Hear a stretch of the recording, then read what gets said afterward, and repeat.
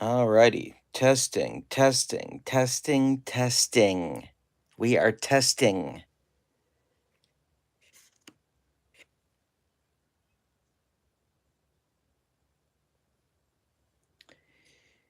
Alrighty.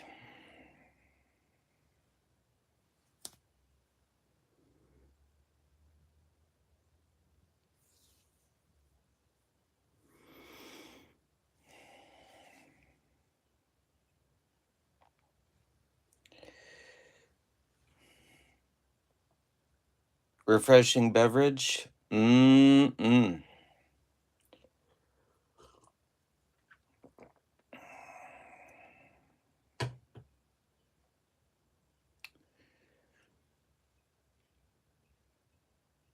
All right. Can somebody in the chat give me a comment of some kind? I want to see if I can see it, and I'm not sure I can. So a hello or a something would be good.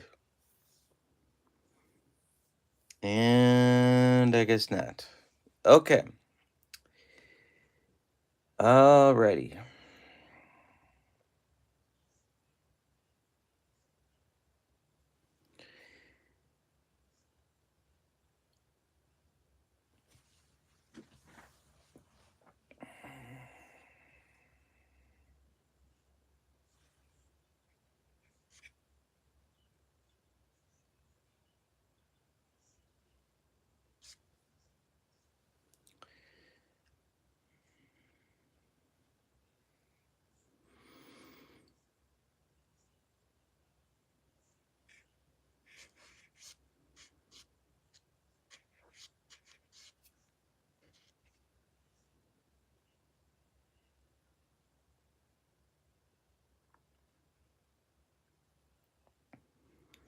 All right, here we go. Now we're ready. Now I see him. Okay, we are good. All right, we're going to get going. This is Kurt Berglund's 50 Years of Baseball Greatness, and we are starting with a marathon. Keith Avalone on last night's podcast on the YouTube. Are you on the YouTube? Have you been to the YouTube? Has indicated that the set is now live for sale on the Play Games website. So I'm going to spend a few minutes here talking about the set itself and what you all get with it. And what you're seeing in front of you here are the umpire cards. There are 32 of them, as you can see. They are perforated. I have not yet made the decision to separate them. I don't know if I'm going to. I did not separate my umpire cards with the Cooperstown set, but I do it with other sets. So, for example, here is my 2024 PDF. No, not PDF. These are the cards I ordered. The 2024 baseball set. I separated these, but for some reason, I'm not separating these. So if you can understand that, you're smarter than I am. But anyway, for now, they're all here. Most of these umpires are famous for the right reasons. Some of them, I'm looking at you, Joe West, are not famous for the right reasons. So it's there's a little bit of a mix. I didn't want all legends for umpires, but I did want to get some of my favorites in here, and I managed to get a mix there. So the big names are here. Doug Harvey is here. Dutch Rennert is here. Bruce Fremming is here. But then you got some losers too.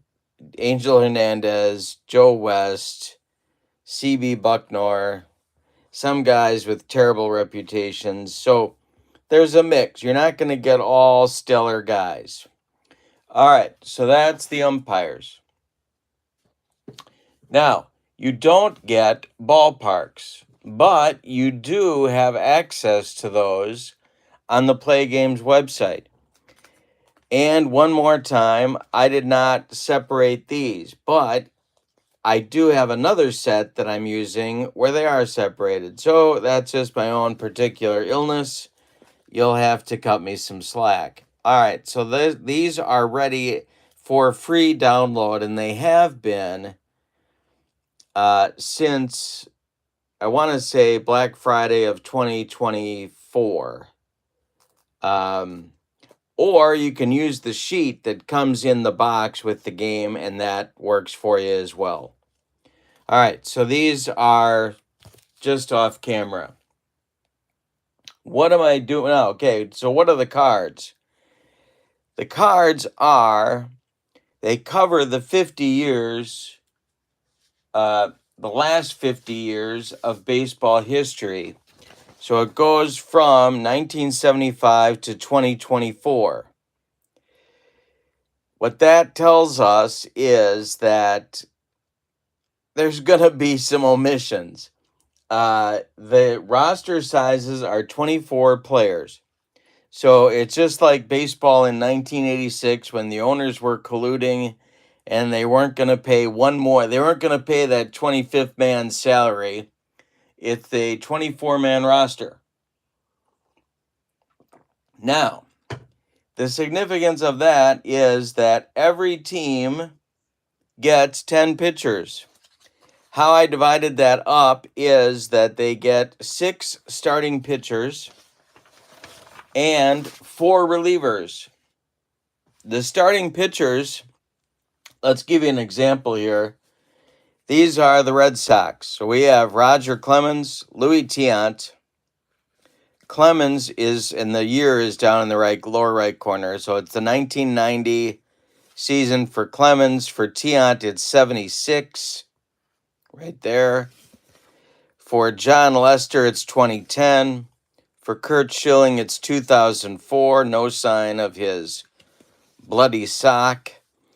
And who did I skip? I skipped somebody. Oh, Bill Lee.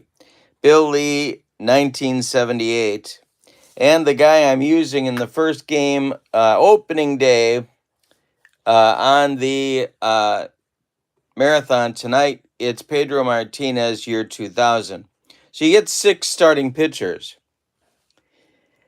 Now, my intent is not that you have a 6-man rotation. My thinking in creating it that way was that you would choose either a 3 or a 4 or a 5-man rotation, depending upon the project that you decided to do. So, what that tells you is you're going to have, if you have a 4-man 3-man rotation, you're going to have 3 long relievers. You're going to have 3 starting pitchers who aren't starting. So you're going to have some long relievers. If you have a 4-man rotation, you'll have 2 long relievers. If you have a 5-man rotation, you'll have 1 long reliever. That's intended to give you the flexibility that you need to manage the pitching staff. Now, Justin asks a great question, and that is, how did you determine what year to use, most representative of their tenure with the team, best year, etc.? Okay, great question. So let me get to that. But before I do that, because I'm going to forget, because that's what I do, let me talk about the bullpen. The bullpen is made up of 4 relievers. So you're going to have at least 1 long reliever that was a starting pitcher. And then you're going to have 4 genuine relief pitchers to manage.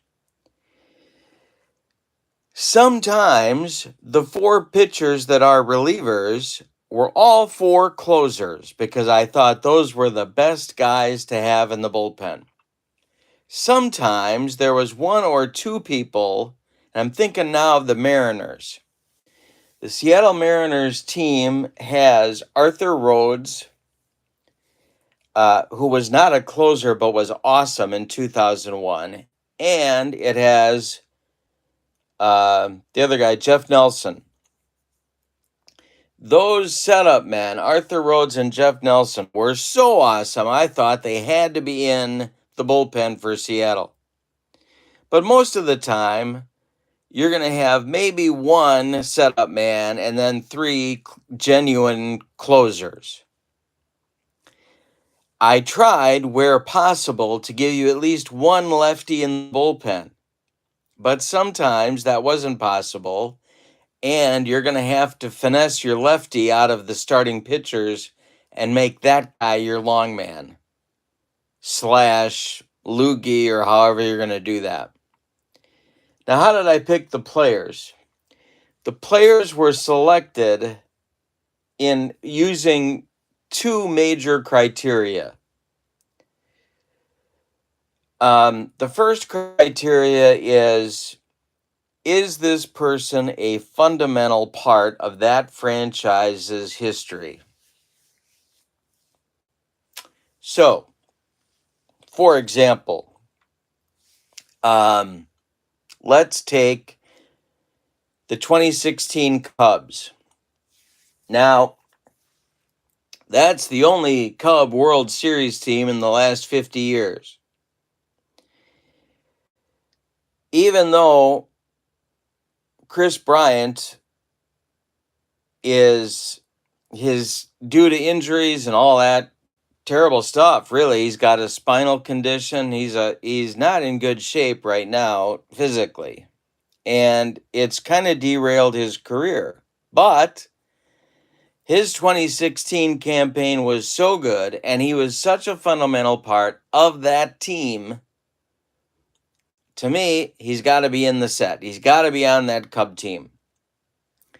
So, Chris Bryant, if it's close between Chris Bryant and somebody else, those pieces are going to put Chris Bryant over the top, if that makes sense. So that's number one. Number two is, are they so strong statistically for that particular season with an eye to their career that they've got to be in the set? So, for example, on the Mets, we got Tom Seaver here. Now, this 1975 campaign of Tom Seaver's was pretty awesome. What I wrote in his card, Seaver was dominant again in 75. If you know about his career, you know that he was kind of down. He was mortal. We'll say that. Well, he was mortal in 1974. But in 75, when this set starts, he was dominant again, leading the league in wins and strikeouts, winning his third and final Cy Young. So even though after 1975, he doesn't have incredible numbers for the Mets, he gets traded in 77, he comes back in 1983, I think it was, or was it 82? 82 maybe. No, 83. I think it was 83. But his season here is so awesome. Not only is he the franchise for the Mets, but this season can't be ignored. So he's got both pieces working for him. Now,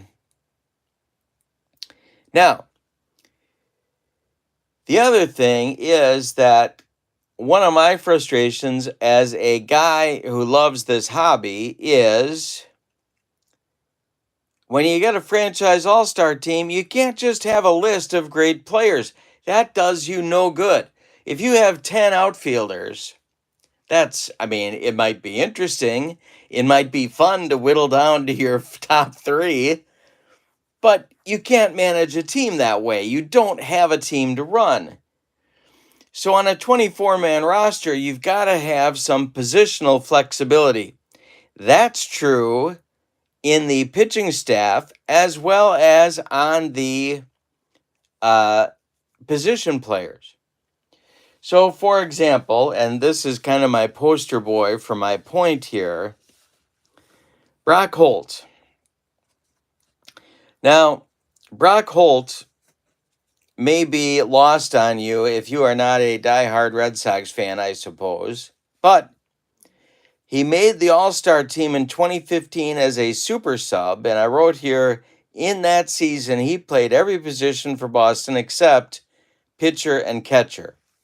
When you get these cards and you got a guy that's labeled utility player, I'm going to tell you what positions the utility is about in the Kurt Says part, so you're not wondering.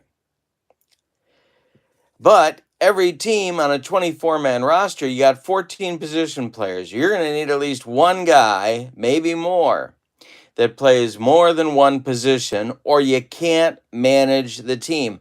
I don't care if you're not playing with injuries, you still can't manage the team. So you got to have a guy on here.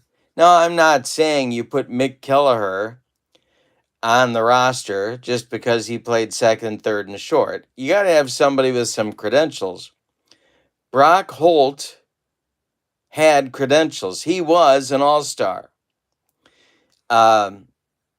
Who's another guy? Last year's all-star, Willie Castro from the Twins. Multi-position player, more than 140 games. And an all-star. His versatility was recognized with him being an all-star.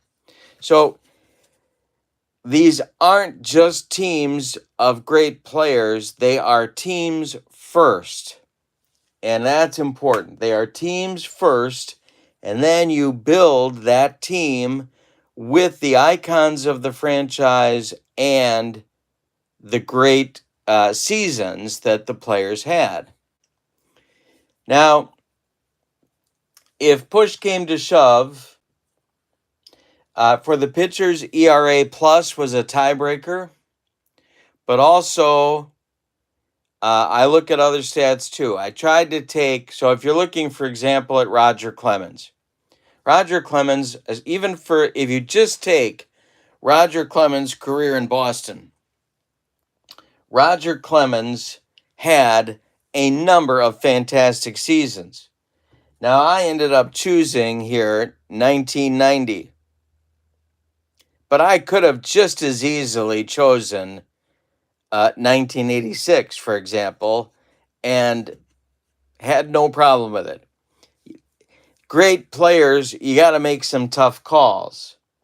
Likewise, you got to put them with the right team. For example, could Clemens have been a Blue Jay? You bet. Could he have been a Yankee? Yep. He even could have been an Astro. But when I think of these guys, I try and think, okay, what franchise do you think of most often when you think of that player?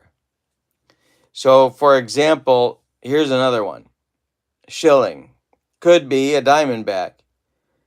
But when I think of Curt Schilling, I don't think of Diamondbacks. I don't think most people do. And so he landed on Boston. Then the question was, okay, does he have statistics for his particular Boston career? Does he have a season that would land him in the top 6 starting pitchers of the last 50 years? And the answer I came up with was yes. If the answer to that question was no, then he rolls off the Boston list and maybe lands in Arizona. But the answer to that question was yes. His 04 season was great and certainly led to a watershed moment, probably in baseball history, where the Red Sox finally won a World Series. So, those factors kind of created the perfect storm for Curt Schilling to land on the Red Sox. However, for each team, for position players, you're going to have at least 2 catchers. You're going to have at least 2 players at every position. And on top of that, you're going to have maybe not someone as accomplished at it as Brock Holt, but you're going to have somebody who is going to be able to give you coverage at a high level at a variety of positions. So that's how you get to 24. You get 6 starting pitchers from which you make your rotation. You get 4 relievers from which you're going to need to choose who your closer is going to be. And then you get your position players. Your job, really, you got 2 decisions to make that are really important. The first decision is, who are your position player starters going to be?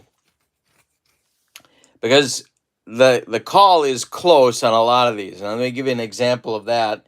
And I'm going to use the Mets for an example. The New York Mets from the last 50 years, I chose Keith Hernandez as one first baseman. And I chose Pete Alonso as the other. Now, this is a great example of what I'm talking about. Of those 2, who gets to play first base?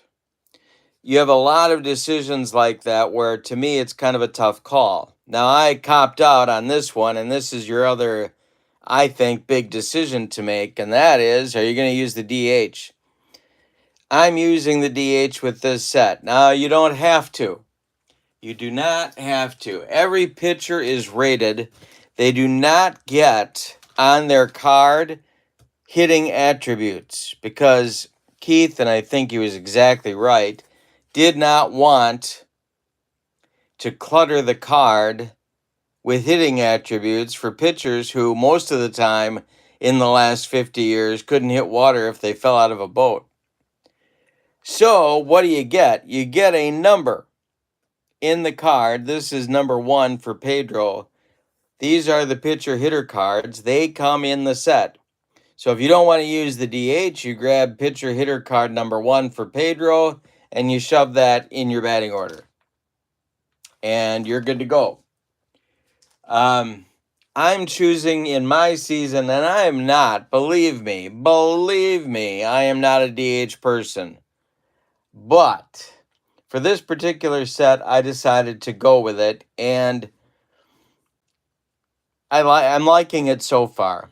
I've played I think 4 or 5 games with the set so far, and I'm liking that decision. All right. What else? Is there something else that you wanted to know about as far as the set design?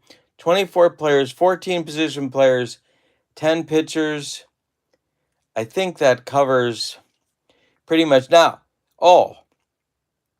one thing I did want to say is there is room for debate. There should be room for debate. I'm not telling you that I've got the stone tablets of truth and that you can't argue with my 24 guys per franchise that I selected. You can, and you should. You should have a problem with some of these selections. If we all agreed on this stuff, we wouldn't be baseball fans. But I'm trying to triangulate 2 things, which is impossible to triangulate 2 things, but that's what I'm trying to do. I'm trying to get the great players, and I'm trying to get a team. So I'm trying to bring those 2 goals together, and sometimes they collide. Do you like my visual representation of a collision? Yeah.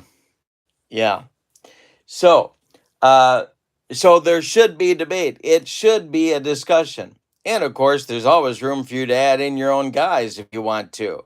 I mean, I'd be surprised if nobody did that either. All right, here's a question. Who was the person you left out that you wish you had found a spot for? Well, that's a really good question too, Brian. I think the hard part for this is when you got 14 position players, and you've got 2 guys in the same franchise who do basically the same thing. When you got 14 guys, you can't do that in most cases. Now, I fudged in a few cases. I'll give you an example in a minute. But I cheated for the White Sox. I carried 3 first basemen. I got Frank Thomas, who all-timer, Paul Konerko, and Jose Abreu. So there's 3 first basemen. Frank Thomas, by any measure, is not a first baseman. He's a DH. All right, so that still doesn't solve the problem. You're still going to have a pinch hitter left out of those 3 in every game, even if you use the DH. So, but that's a rarity.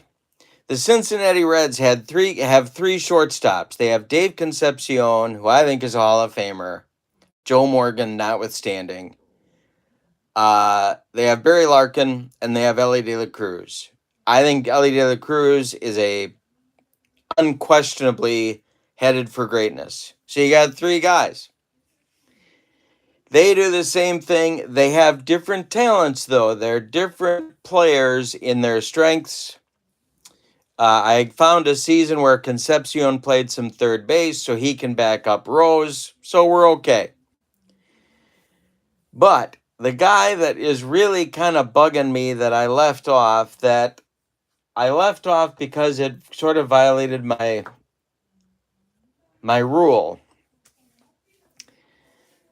And you're going to think this is crazy when you hear this name, because you're going to say, what? But for the White Sox, I have 2 right fielders. I have Harold Baines, and I know people hate on Harold Baines for all sorts of reasons, but that's neither here nor there. Harold Baines is an all-time White Sox player.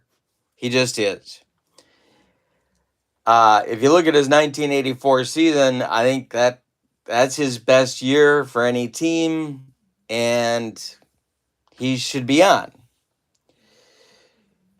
So there's room for another right fielder or another outfielder who can play right in case you want to move Baines to center, and he did play some center field in 1984. The guy I came up with for that is Maglio Ordonez. Now, Maglio Ordonez was a huge part of the White Sox offense in and around the turn of the century.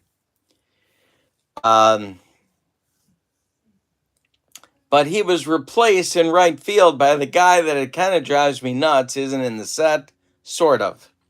And that's Jermaine Dye. Jermaine Dye and Maglio Ordonez are roughly equal defensively. They have roughly equal slugging percentages, although I think Mags is a little bit better offensively as a player. And Jermaine Dye probably just a touch better defensively. It's really close.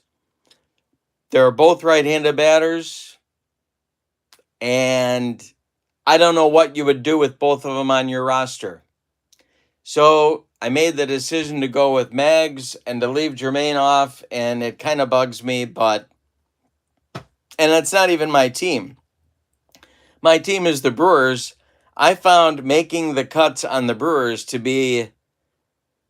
I was expecting it to be difficult. The only difficult one I had was player number 4, Jackson Churiel, and was I going to keep him or a third first baseman like Richie Sexson or another outfielder like Jeremy Brunitz or Ben Ogilvy. But I eventually decided that I needed to go with Churiel and did it, and I'm fine. I'm good. But that Jermaine Dye choice just kind of, but that's the one that is sticking out to me right now. All right, let me catch up. Yeah.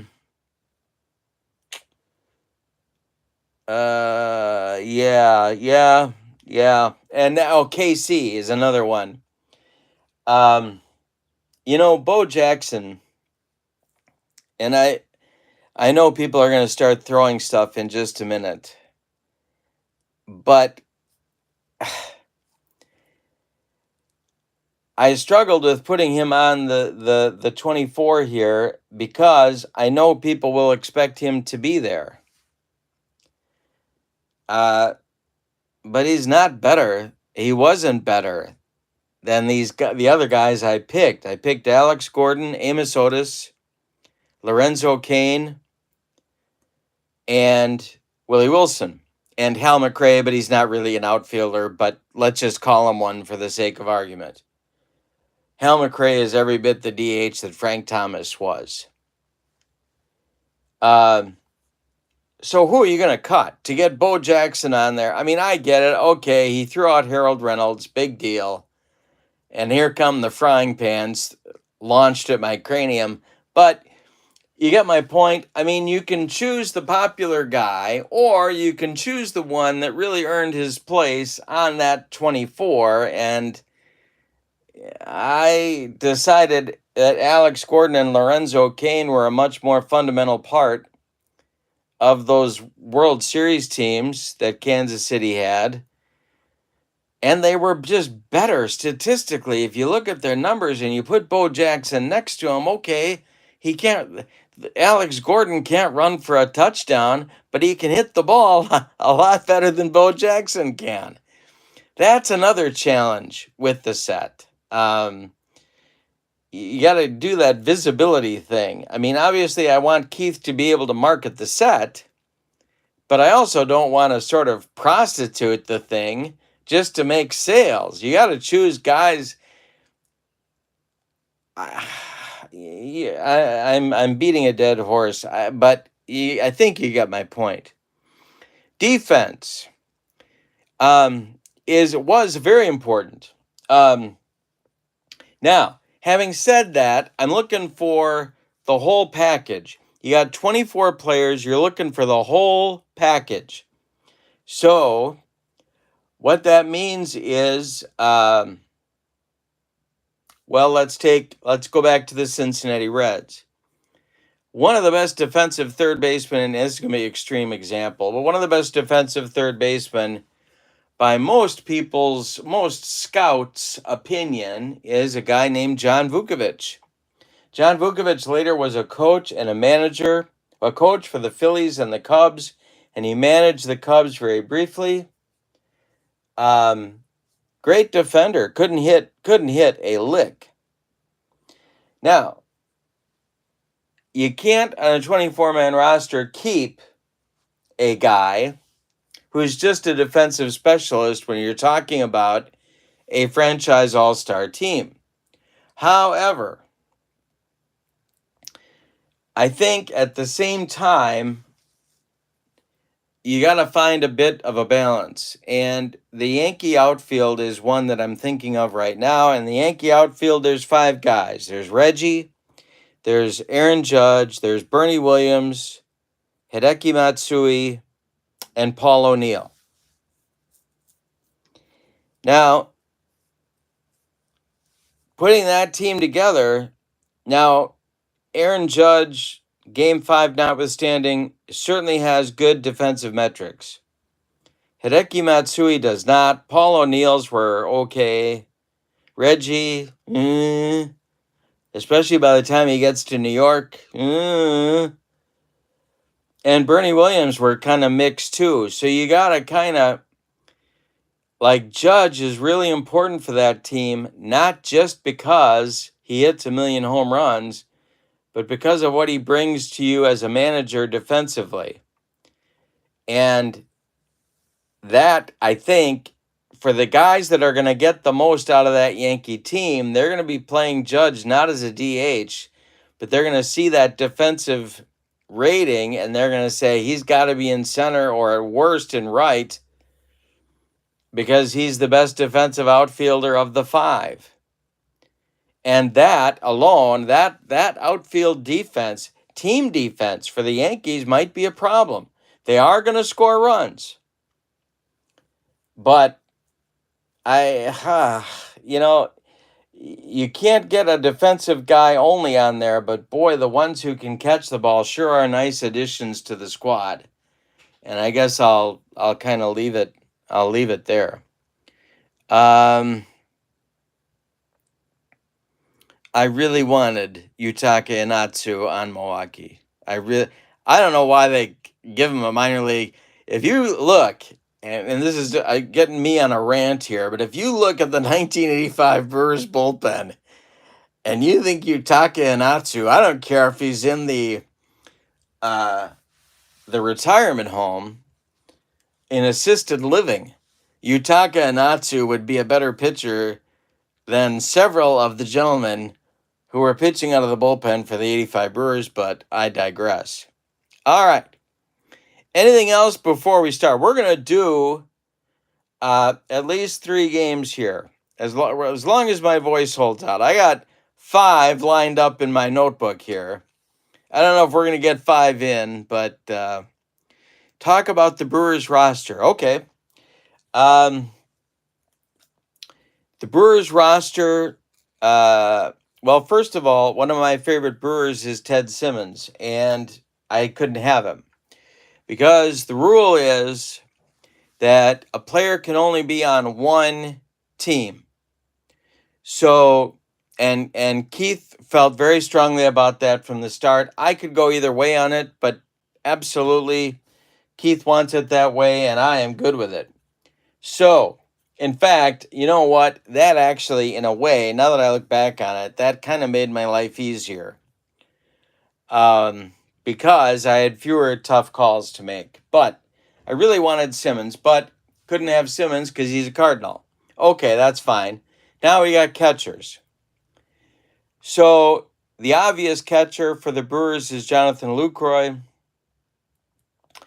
There are a number of others, and this kind of screams to me to have 3 catchers. I decided against it, and I went with Contreras as the second catcher. BJ Surhoff gets an honorable mention. I probably, push comes to shove, would have gone with Australian Dave Nilsson as the second catcher if Contreras didn't exist. But Contreras has been so good in his brief time with the Brewers, I thought he should be in there. First base is Prince Fielder. Cecil Cooper, I kind of held my nose and put him on the team. He bats left like Fielder does. He's not the same player as Prince. In my view, he's not nearly as good as Prince. He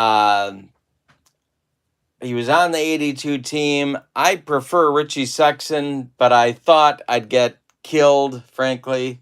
Some guys make it just because you think, well, am I really going to go to the mat for this? So I gave Cooper the nod over Sexson. Second base is a problem because Jim Gantner's not that good. Shh, don't tell Brewer fan that. But he's really not. But you got to put him on the team. He's got that icon level of fame. And so I held my nose and put him on, but made sure I picked a season in which Paul Molitor played second. All good there. Shortstop is Robin. Backup, I wanted J.J. Hardy, but I really needed him for Baltimore, so I took Adames instead. And then third base is Cirillo / Molitor. And then I needed a multi-position guy because I don't have coverage everywhere. And I chose Mark Loretta, who could play everywhere and did for some really bad Brewer teams. And then you get to the outfield. Jenkins is a must. Gorman Thomas is a must. Although Carlos Gomez had some really good years and it was very tempting. Christian Yelich has become a must. Ryan Braun, and then Churio. And there they are. Those are the Brewers. So the 5th outfielder spot, a little cringy, but I think in the long run, I think when we look back at this set in 5 years, people are going to say, yeah, Churio, yeah, he was a good choice, I think. For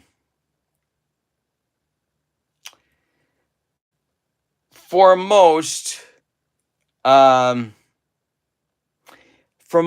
the when I made the batting orders, I did it kind of quickly, but there's a suggested batting order for each team in the set in case you don't know the teams very well, or in case you don't know a particular league very well. Now, what does that mean? Well, it gives you a starting point to go from, and it just very easily kind of what comes out.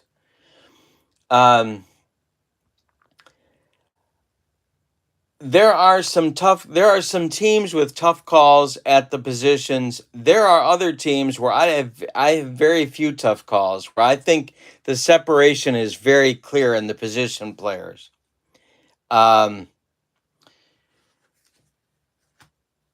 Let's see, the Mets would be an example of that. Um, the Mets bench that I have for opening day here: John Stearns is the backup catcher. Gary Carter's on the Washington Montreal team, so the next guy is Stearns, unless you're a Darno fan, and I don't know very many of them. Jeff McNeil is kind of the multi-position guy. Okay, and I think he's good. I like him, but he's not better than Edgardo Alfonso, so he's not going to get most of the playing time. Howard Johnson I really did like, but Howard Johnson's got two problems. The first problem is he's behind David Wright, who was just a better player. And second of all, if you want to play him at shortstop, he's got a rock for a glove. So Reyes is going to get most of the time at short, but I'm going to find things for Hojo to do. Then the outfield. Brandon Nimmo and Mookie Wilson, to me, don't match up with Beltran, Strawberry, and Cespedes. And I mean, Dykstra was really good, but to me, Dykstra just misses the cut. And on Philadelphia, he's got a bigger problem, and that is that Dykstra's better years were in Philadelphia, but in Philadelphia, Dykstra's up against better players. If Dykstra had his 93 season in New York, well, then he'd be on this team, but he didn't. So there's some teams where the separation is very easy, and you can just go with who is the obvious choice. With other teams, it's really hard to decide on a lineup, and I'm going to be working through that in my season and see what combinations I put together. The Cubs will be an example of that. The Cubs, I've got to kind of figure out what I'm doing with and see who wins the job. No, I like Hojo. Hojo, I mean, he wasn't a center fielder, and that was kind of just a silly thing to do. But in 1986, I don't know how you put Ray Knight at third base. I really don't. I mean, it's like, and Sparky did it too in 84. It's like Davey Johnson and Sparky Anderson found things wrong with Howard Johnson to keep him off the field in big games. I don't know why. He drew walks, he hit for power, he drove in runs, he could play a bunch of positions, he was a switch hitter. I mean, okay, he wasn't Mark Belanger, but you work with a guy's strengths. I don't know. And you take him out for the thrill of putting Ray Knight in the lineup, who by that point in his career couldn't hit right-handers. I don't get it. I mean, whatever. I mean, and Ray Knight was not Brooks Robinson at third base either. So I don't know. They got away with it, and God bless him. But that's where I come out on the Howard Johnson debate. All right. Anything else before we get going? Now, one of the things, while I'm waiting for questions, I'm going to call my cleanup hitter the cleanup hitter. And if you know History Maker Baseball, you have to designate a cleanup hitter. It could be the third place hitter. It could be the fourth place hitter. For opening day here, I'm going with the fourth place hitter. I've got my ballpark characteristics here. We're starting in Fenway. It's going to be the Mets at the Red Sox in Game 1. For right-handers, it's a small park, and for lefties, it's normal. I've selected a set of umpires. It's this row. So it's going to be Jerry Crawford behind home plate, Doug Harvey at first, John McSherry at second, and Brian Runge at third base. So those are our umpires for Game 1. Am I planning a whole season with this set? Yeah, I am. I'm going to try and get as far as I can get. Now it's going to have a heavy interleague play component.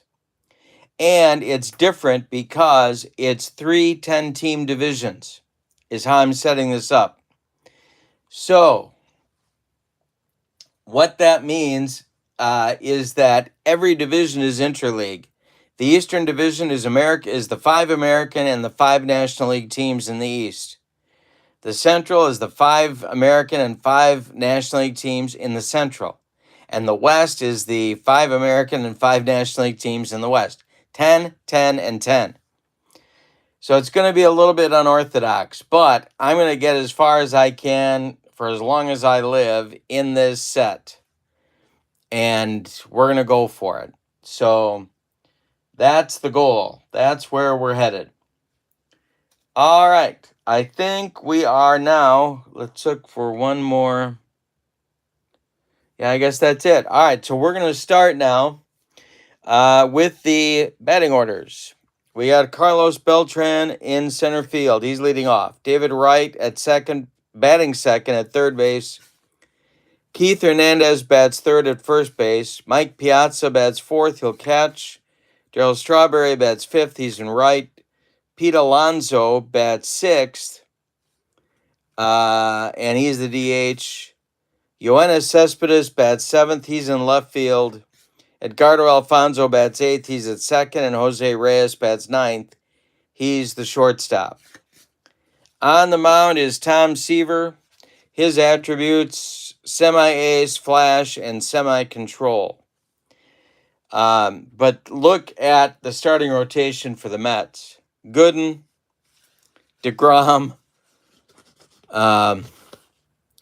Kodai Senga, David Cone, and Ron Darling. So you got 6 pretty good pitchers there. And then the bullpen. Armando Benitez, closer. John Franco, closer. Edwin Diaz, closer. And the other guy is... who's the other guy? Oh yeah. Oh, him. Jesse Orozco. So, pretty good bullpen, too. And I managed to find a way to get a lefty in there also. All right, for the homestanding Red Sox on opening day, Pedro is pitching. Wade Boggs leads off at third.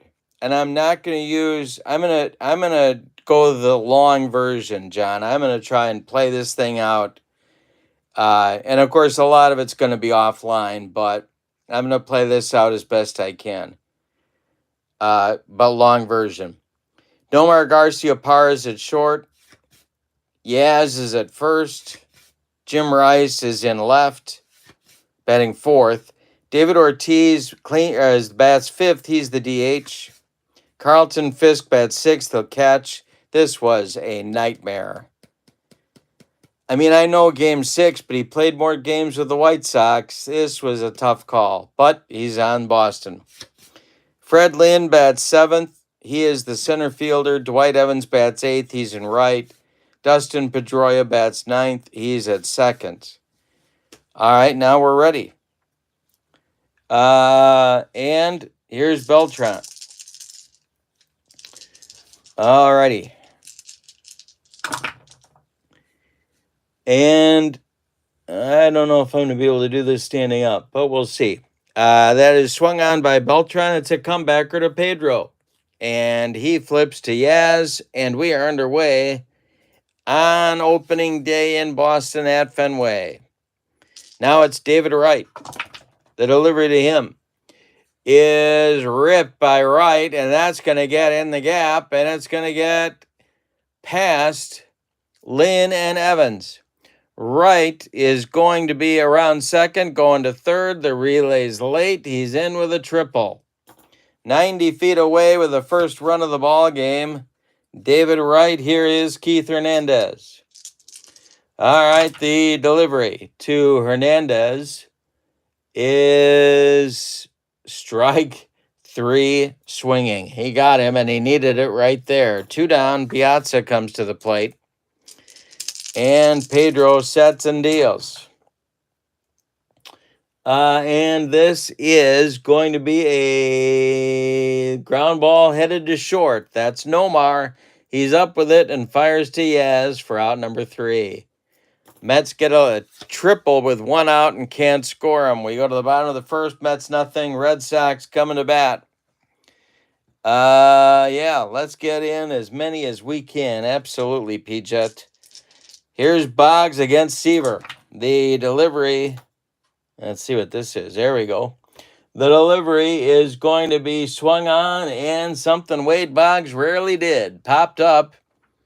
Under it is Edgardo Alfonso, and he will take it for out number 1, and the Red Sox are off and running in the bottom of the first. Here's Nomar. And this is a tough call. This is an example right here of a tough call.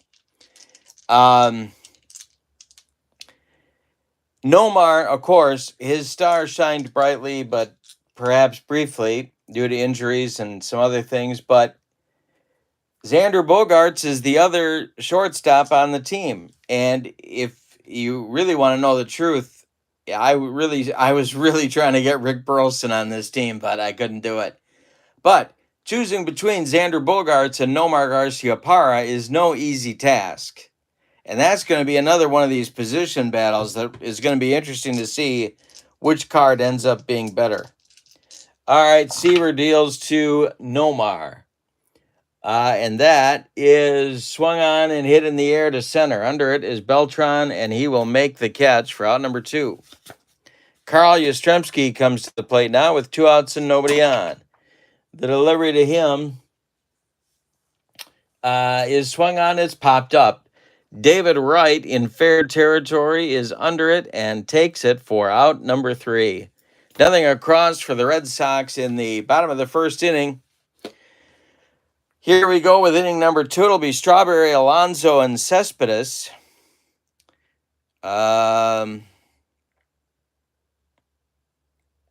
Okay. Martinez deals to Straw. And he swings and grounds 1 to Nomar, who charges, throws on the run, and they get Strawberry at first. I tried to make the comments interesting. The comments serve 2 purposes, really. The Kurt says part, 2 things. Number 1, if you read what I wrote, you will know why I picked that player. So that's the first thing. I'm not saying I picked this guy because I'm just laying it out there. If you see it in the comment, that was something that actually tipped the scale in favor of that player. That's the first thing. And the second thing is, if you need to know something like the utility thing, a utility player, what positions does that really mean? I tell you that in the comment. So the comments serve both of those functions. Here's Pete Alonso and the delivery from Pedro. And this is a ground ball hit to second. That's Pedroia. He sidearms it to Yaz for out number 2 in the second inning, and it'll be Cespedes. Yoenis Cespedes up there, and the delivery from Pedro is popped up in fair territory on the infield dirt. Wade Boggs calling and taking for out number 3. Nothing for the Mets in the second. We go to the bottom of number 2, and your score, both teams have what the little boy shot at. Nothing.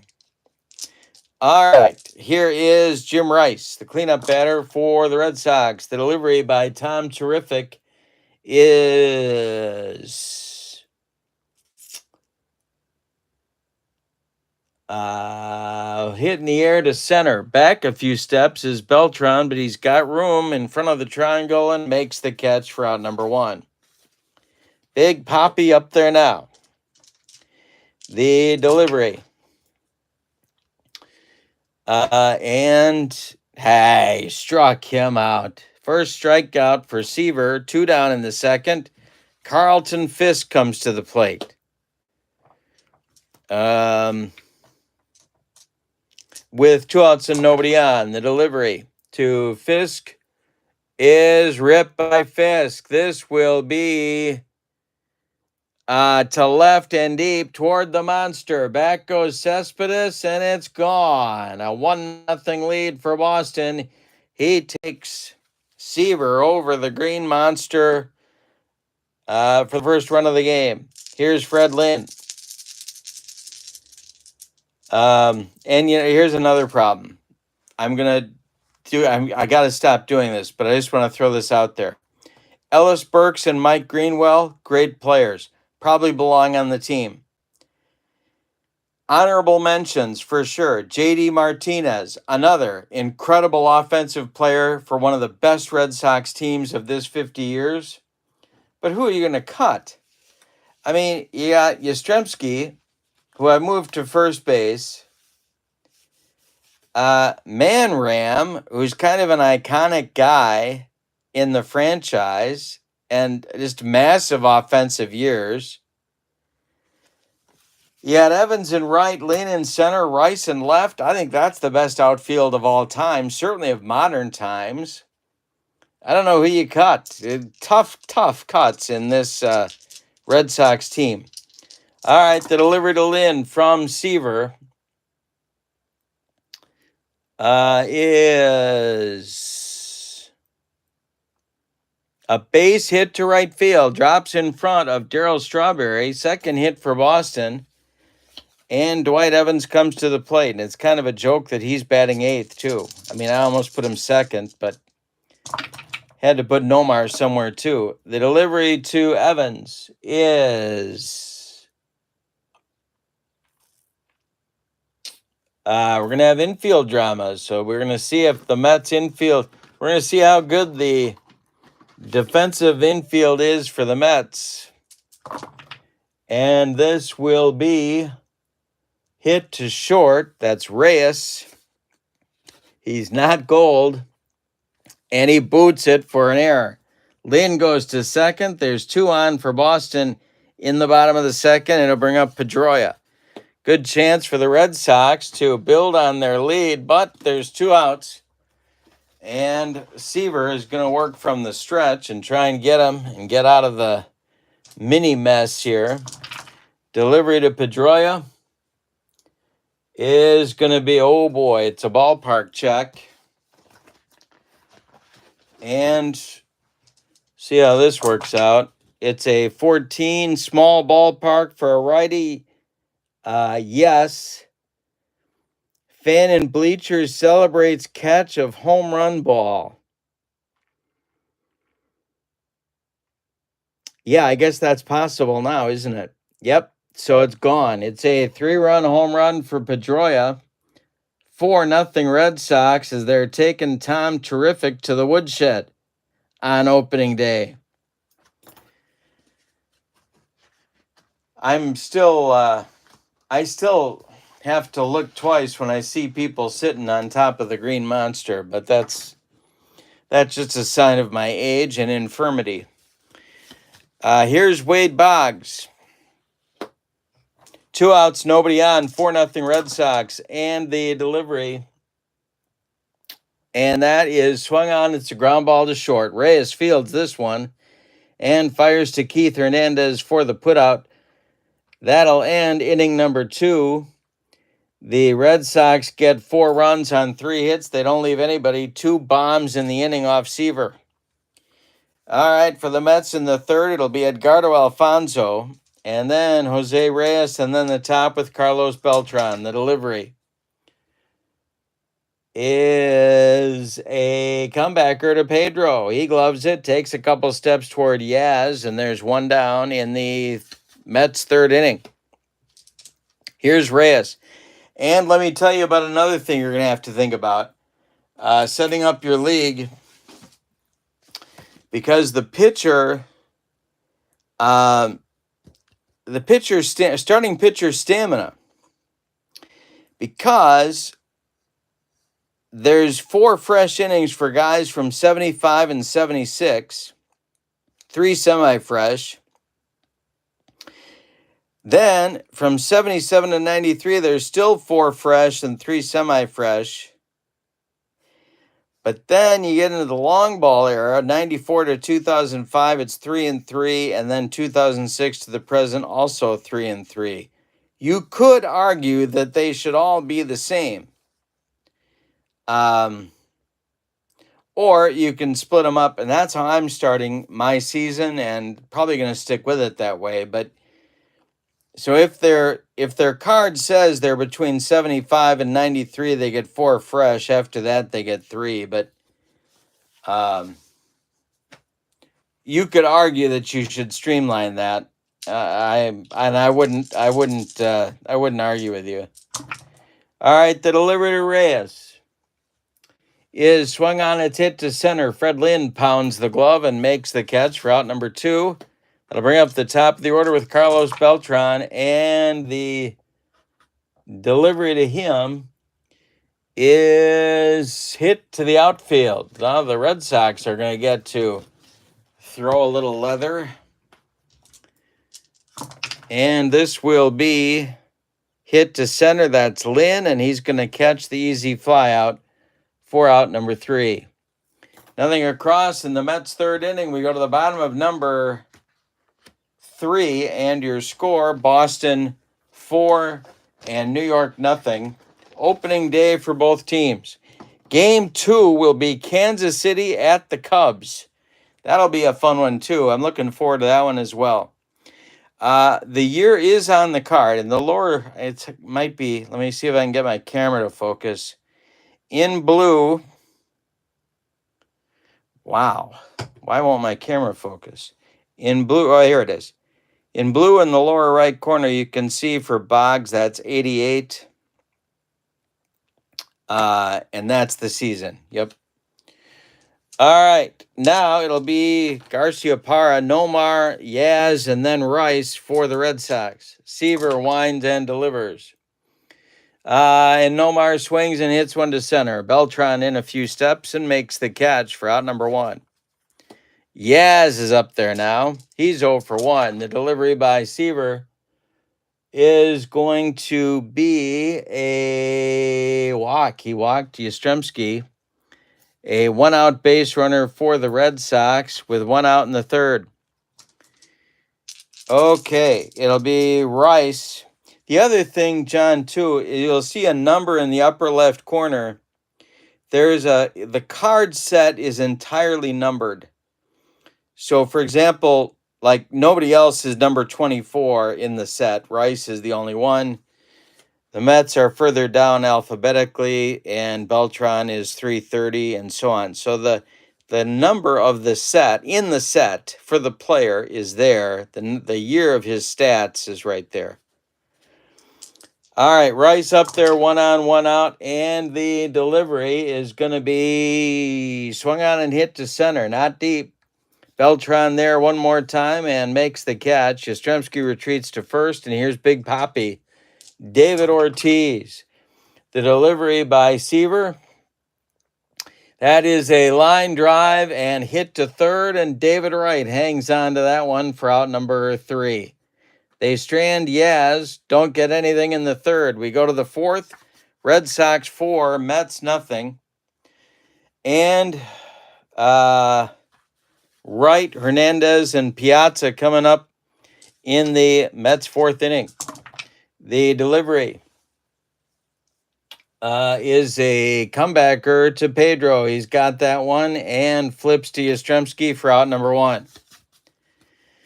Next delivery to Hernandez is swung on by Keith and bounced to short.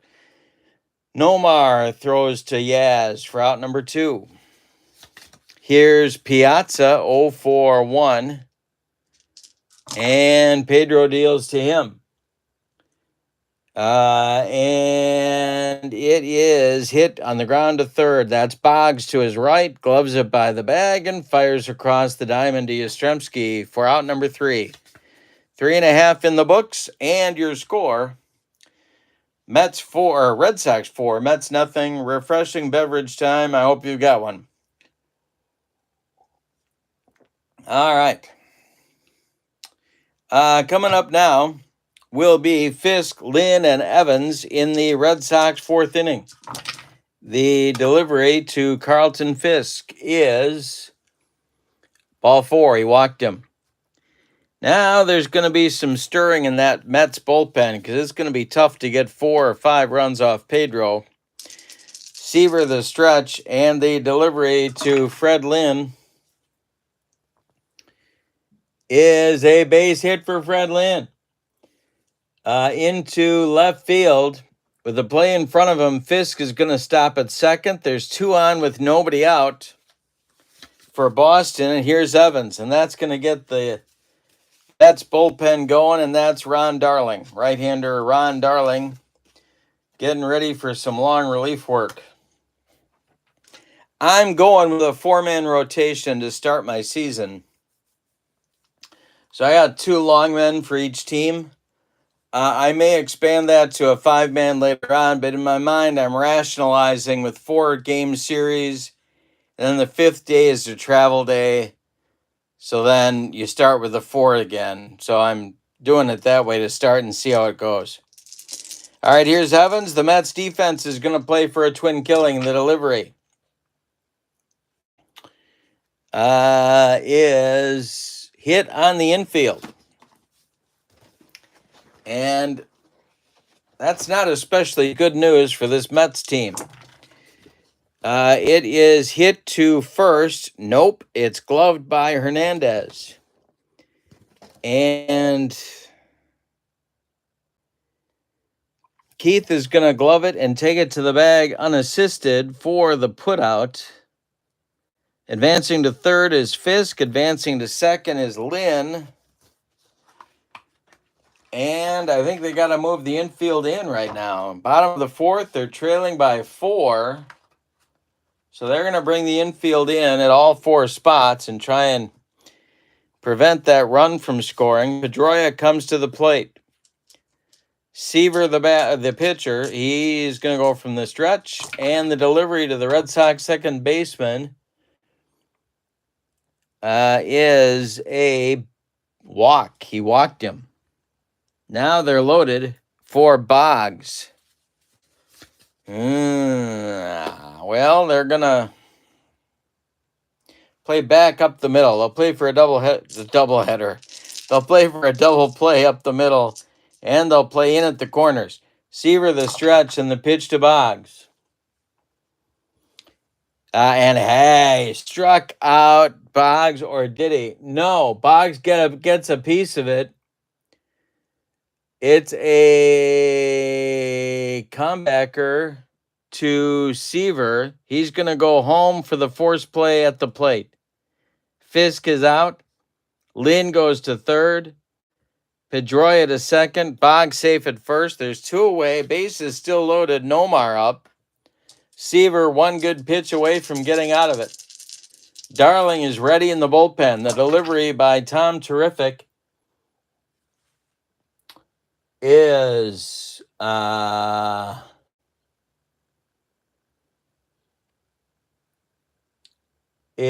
going to be a line drive caught by Wright.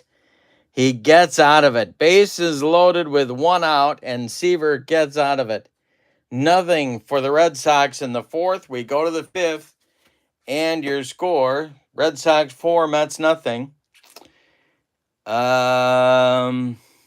Next up will be Strawberry. Hi, Keith. How are you? Strawberry, Alonso, and Cespedes coming up in the top of the 5th. Mets have some work to do. They've only had 1 base runner. Pedro kicks and delivers. And, hey, struck him out. He made him look sick. That's the 2nd strikeout for Pedro in the ball game. He has now retired 12 in a row. Pete Alonso comes to the plate.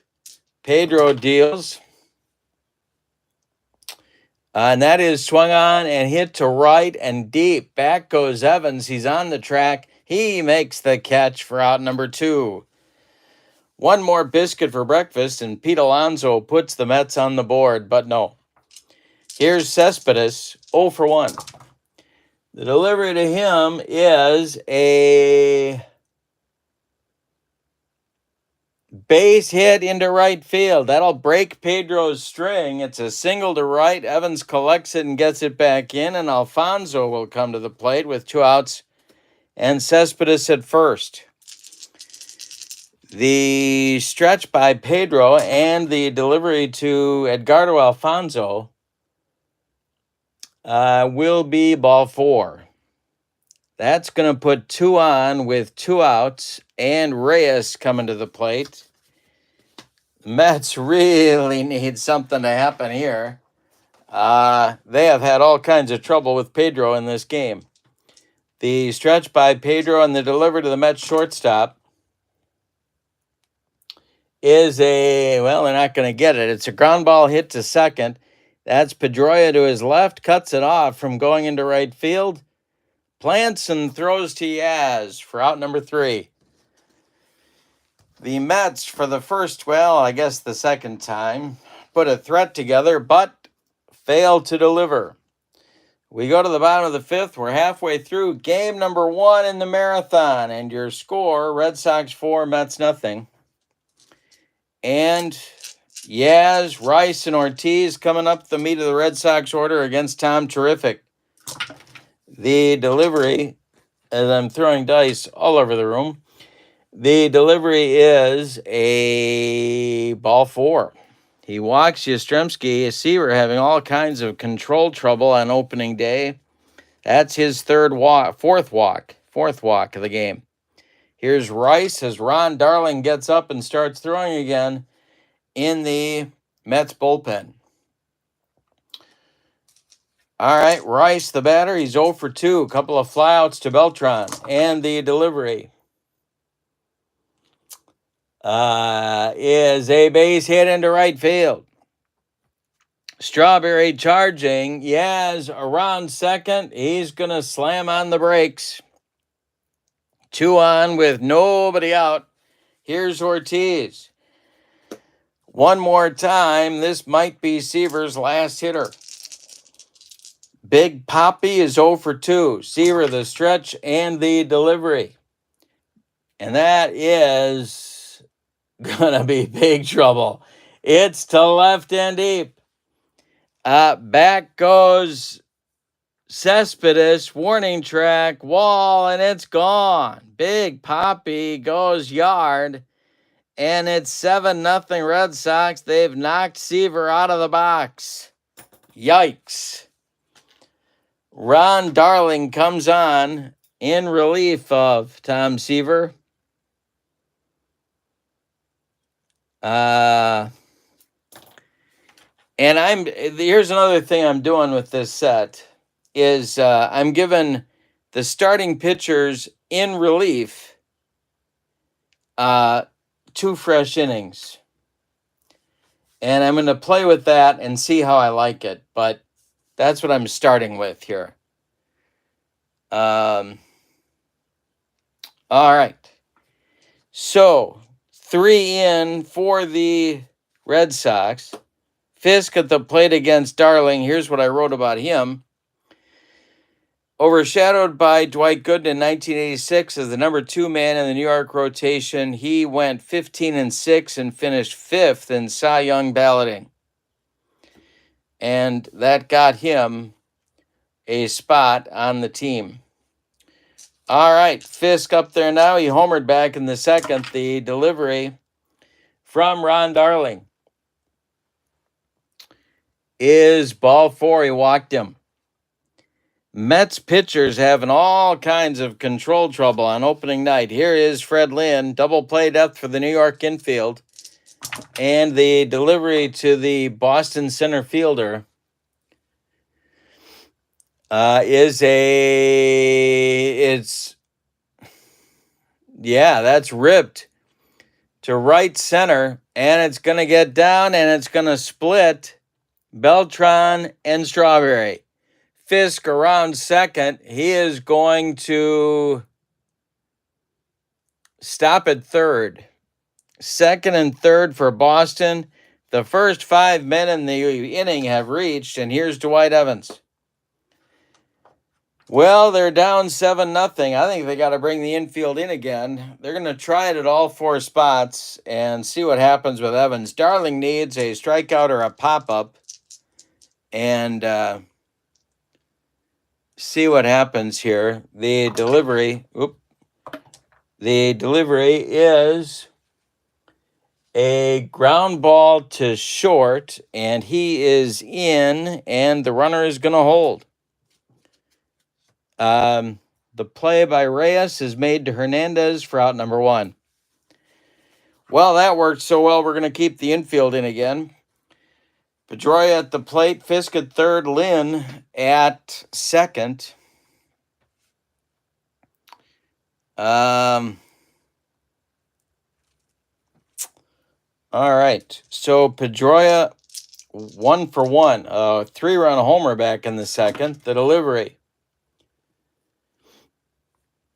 is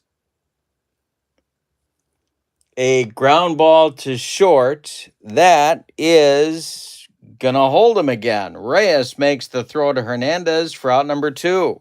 Now they can move back to normal depth. Here's Boggs. Second and third, 2 outs. Darling the stretch. The delivery to Wade Boggs.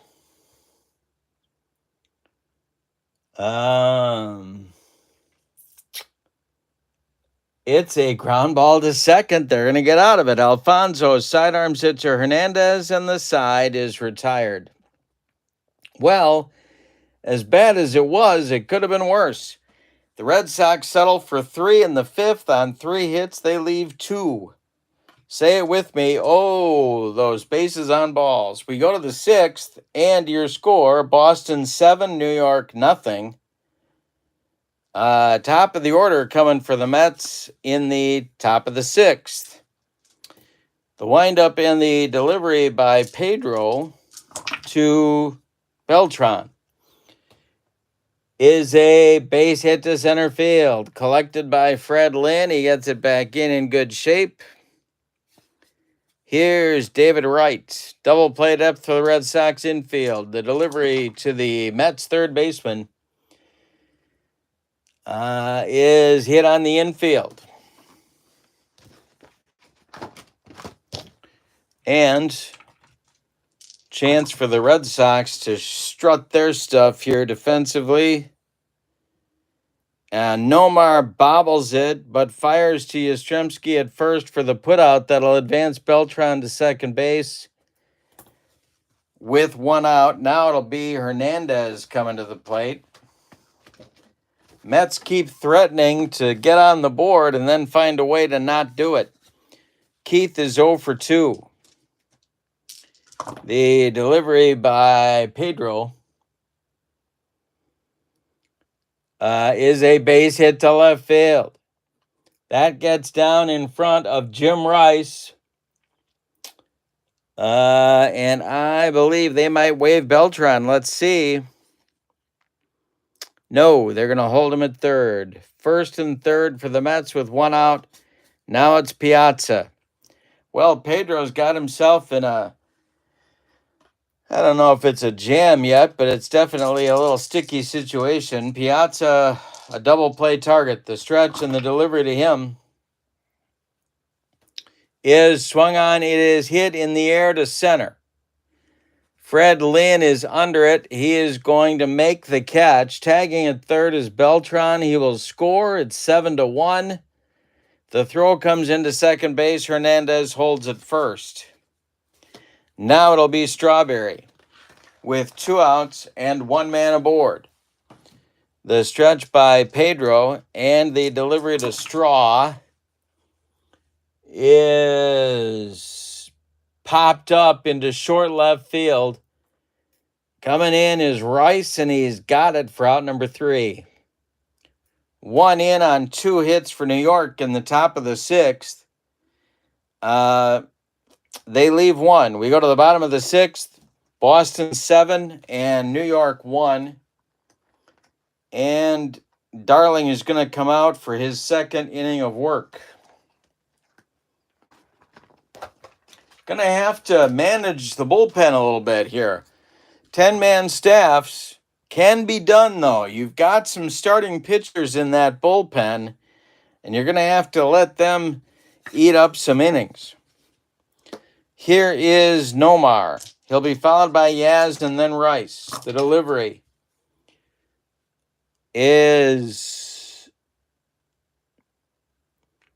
a base hit to right field. That is a 64 hopper out to Darryl Strawberry, who gets it back in good shape. And that will bring up Yaz. Red Sox, really, there's not a soft touch in the lineup, and that's going to be trouble for the Eastern Division. Double played up for the Mets infield delivery. Is swung on and hit to center, and it's deep. He is a home run king, and that is gone. Yastrzemski hits one into the center field stands. It's 9-1. All right. As my old Phi-Ed teacher, Ed Olson, would say, the romp is on. Here's Rice. Darling deals to him.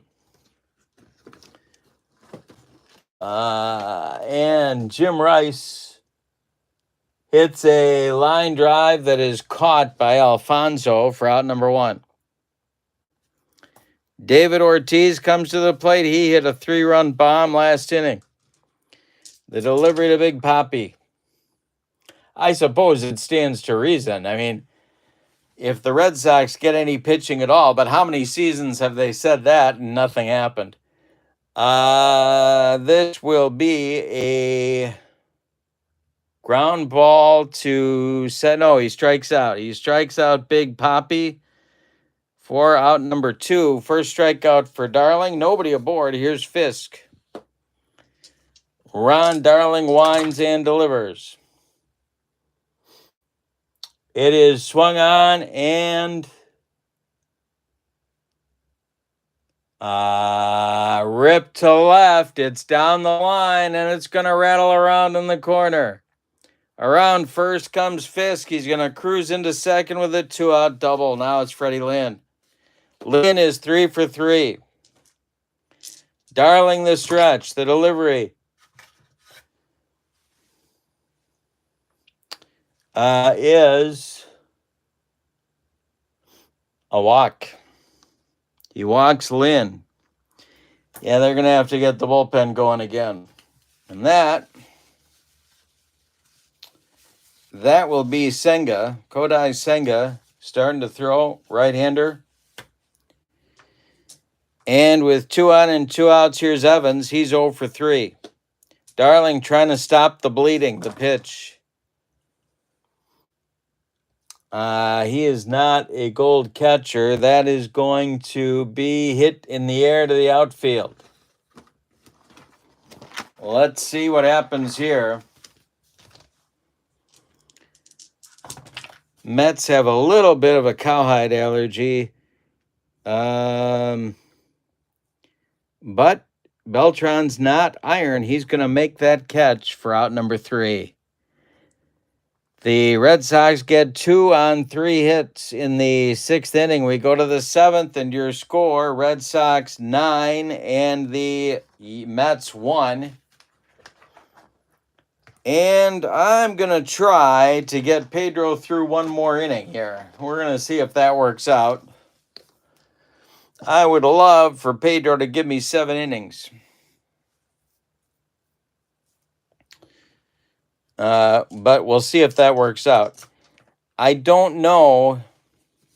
One of the interesting things to see is going to be against these lineups. If you're not semi-fresh, can you keep going? And I don't know. We're going to have to find out. It's one thing to, if you're going against the 24 White Sox and you're not fresh and you're not semi-fresh, that's one thing.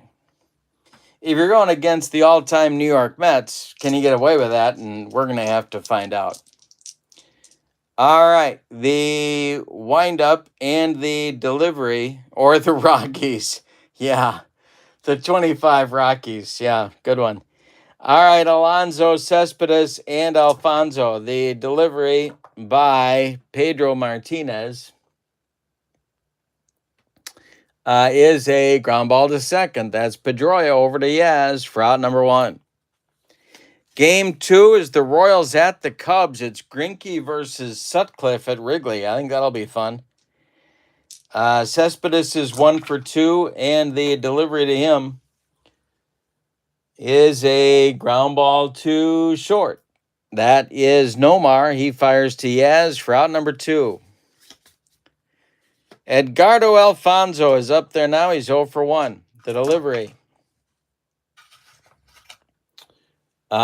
is a ground ball to second. One more chance for Pedroia to Yaz for out number 3. It is time to stretch him out at Fenway with no sign of Neil Diamond or Sweet Caroline. Your score, Red Sox 9, Mets 1. We got the Royals and the Cubs coming up in Game 2, and then in Game 3, we have a West Coast game, and that will be the Dodgers at the Angels. See, we're going across the country in time. See, you like that? That do it for you? I don't know. My thinking was I'd go East Division, Central Division, and then West Division. But, who knows? Plus, I wanted to get Nolan Ryan on the mound, and that was one way to do it. All right, so here we go. Bottom of the 7th, Pedroia will lead it off. He'll be followed by Boggs and Garciaparra. Darling is semi-fresh, depending upon how you define that. The delivery. And Piazza's, is he iron? I don't remember. I don't think he is. No, he's not iron. He's average. Except in the eyes of his mom, of course, and then that's better. Good eye, no. And he struck him out. He strikes out Pedroia for out number 1. Second strikeout for Ron Darling. Wade Boggs is 0 for 4. He's got the collar. Not anymore. It's a base hit to left field. Drops in front of Cespedes, who gets the ball back in. And here's Garciaparra. Nomar is 1 for 4. The delivery. He gets a ground ball to short. That's Reyes. He goes to Alfonso for 1. And the relay to Hernandez in time for a soul-crushing, rally-killing, and inning-ending 6-4-3 double play turned by the Mets. We go to inning number 8, and your score, Red Sox 9, Mets 1. Reyes, Beltran, and Wright, 9-1-2 coming in inning number 8.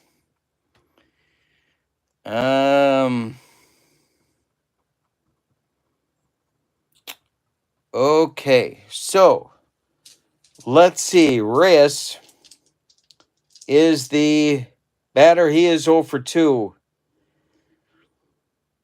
I'm going to let him bat. Yeah, oh no, we're going to get Pedro out of there. I think it's enough for Pedro. It's enough Pedro already on opening day. And one of the most popular players in Red Sox history is coming in to do the pitching. And that's the Steamer. Bob Stanley. But the thing about it, and this is the thing, some of these guys aren't popular, but they were good. I mean, in 78, Bob Stanley was a big part of the reason why that pitching staff held together. He did everything. He was the long man. He started. He closed some games. And now he's dealing to Ray. Let's see what I wrote about him. I can't remember. Stanley could perform any role in a pitching staff with his signature pitch, the sinker. I couldn't figure out a way to get my fingers on the comment, so I'm doing it for you here. Sinker. All right, here you go. Yeah, sinker. All right, I'll stop. Reyes up there now, the delivery. Is a fly ball to center. Can of corn for Freddie Lynn, and he's got it for out number one. Beltran up there now. He's 1-4-3. Stanley deals to him.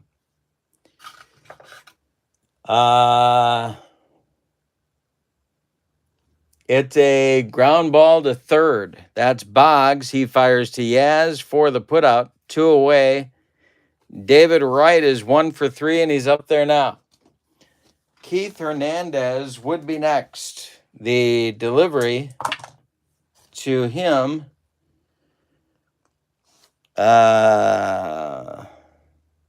It's swung on. It's a little looper toward right field over the head of Pedroia and drops in for a base hit. David Wright's second of the game. And it'll bring up Hernandez 1-for-3 with 2 outs. All right. On deck, Piazza would be next. And the delivery to Keith is a base hit down that first base line. Evans is going to have to hustle over there.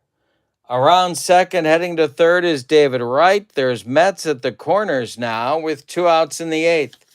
Piazza up there now.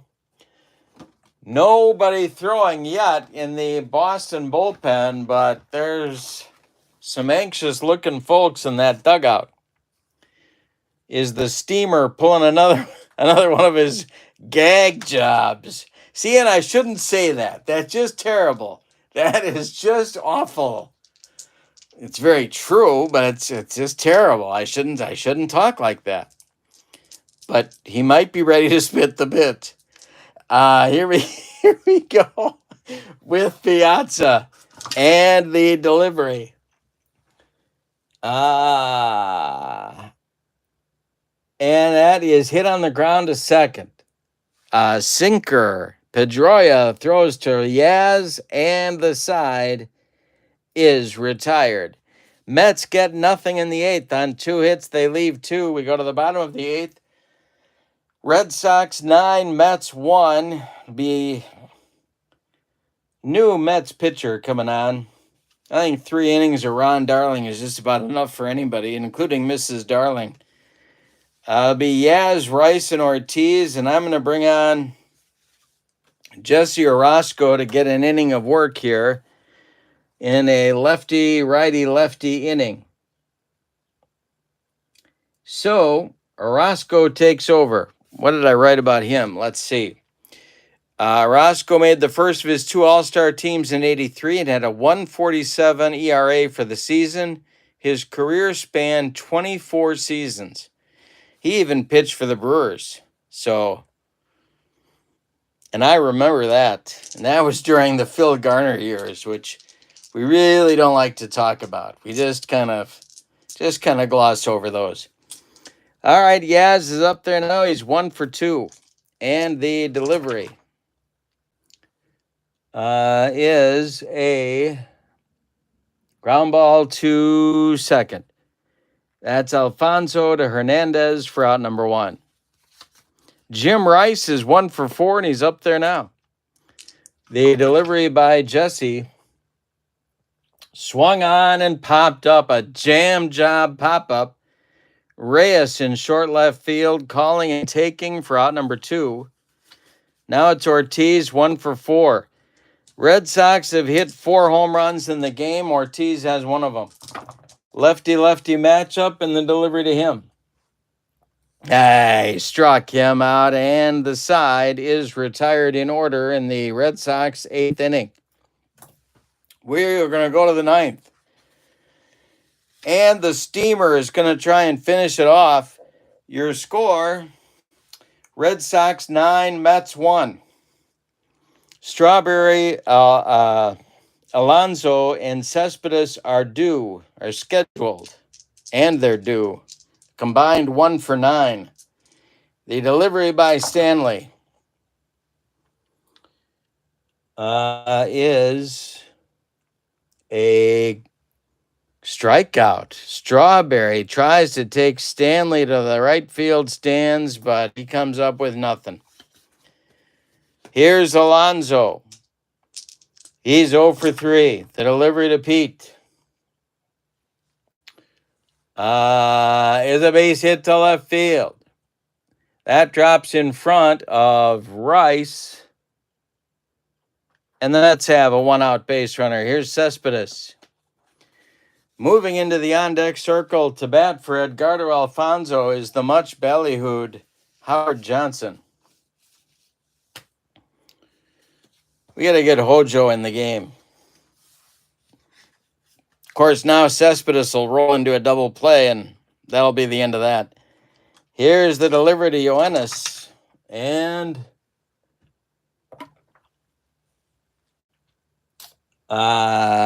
he didn't strike him out. It is hit on the infield. Red Sox defense put to the test. And this is hit to third. Wade Boggs. It is going to get by him into left field for a base hit. And stopping at second will be Pete Alonso. 2 on with 1 out now. And we're going to get our pinch hitter, Hojo. And there's going to be a Jeff McNeil sighting if the Mets get this thing to the bottom of the ninth. 2 on, 1 out. The Mets trail by 8, and Hojo is going to try and hit an 8-run homer right here with 2 guys on. So it's going to be a tall task.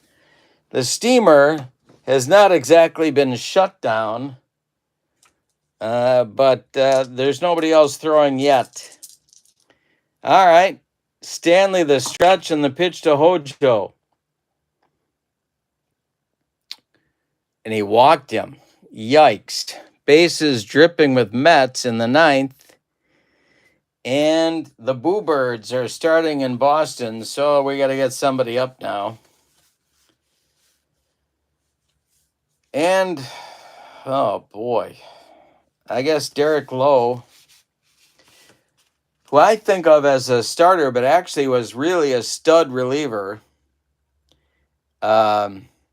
and saved 42 games in 2000. So he's up and getting loose in case Stanley can't quite bring this one home. Now it's Reyes, and I'm going to hit for him because he's 0 for 3. Got to change the juju a little bit here. And I'm going to go to Nimmo. So Nimmo will bat for Reyes. And he's going to try for that elusive 8-run homer. Stanley takes a deep breath, gets the sign from Fisk and deals to Brandon Nimmo. And that is swung on and hit to right and deep. Back goes Evans. He is on the track. He will make the catch. Tagging at third and scoring is Pete Alonso. But there's 2 outs in the 9th now, and that's going to bring up Beltran. He is the last chance saloon. Cespedes at second, Hojo at first, 2 outs in the 9th. The Mets have cut the lead to 7, and you gotta take these things in steps. You gotta chip away. But now it's 2 outs. So last chance saloon is Beltran and the delivery by the steamer. And it is hit on the ground to Boggs at third. He's going to go across the diamond to Yastrzemski for a Boston Red Sox opening day winner. Let's give you the totals before we go by the magic of YouTube to Wrigley Field in Chicago for Game 2 of the Marathon. For the homestanding and victorious Red Sox, 9 runs, 10 base hits, and they committed No errors. The Mets, 2 runs, 8 base hits, and they committed 1 error. Winning pitcher on opening day is Pedro. The loss goes to Seaver. No save for the Steamer. Not quite close enough. The player of the game. Well, we've got some honorable mentions. How about Fisk at 2 for 2? Big Papi went deep. Yaz hit 1. Pedroia hit 1, but I'm going to give it to Pedro. He shut down a pretty good Mets attack for 7 innings, and that works for me on opening day. And now we are going to go to the magic of the YouTube. Have you been to the YouTube?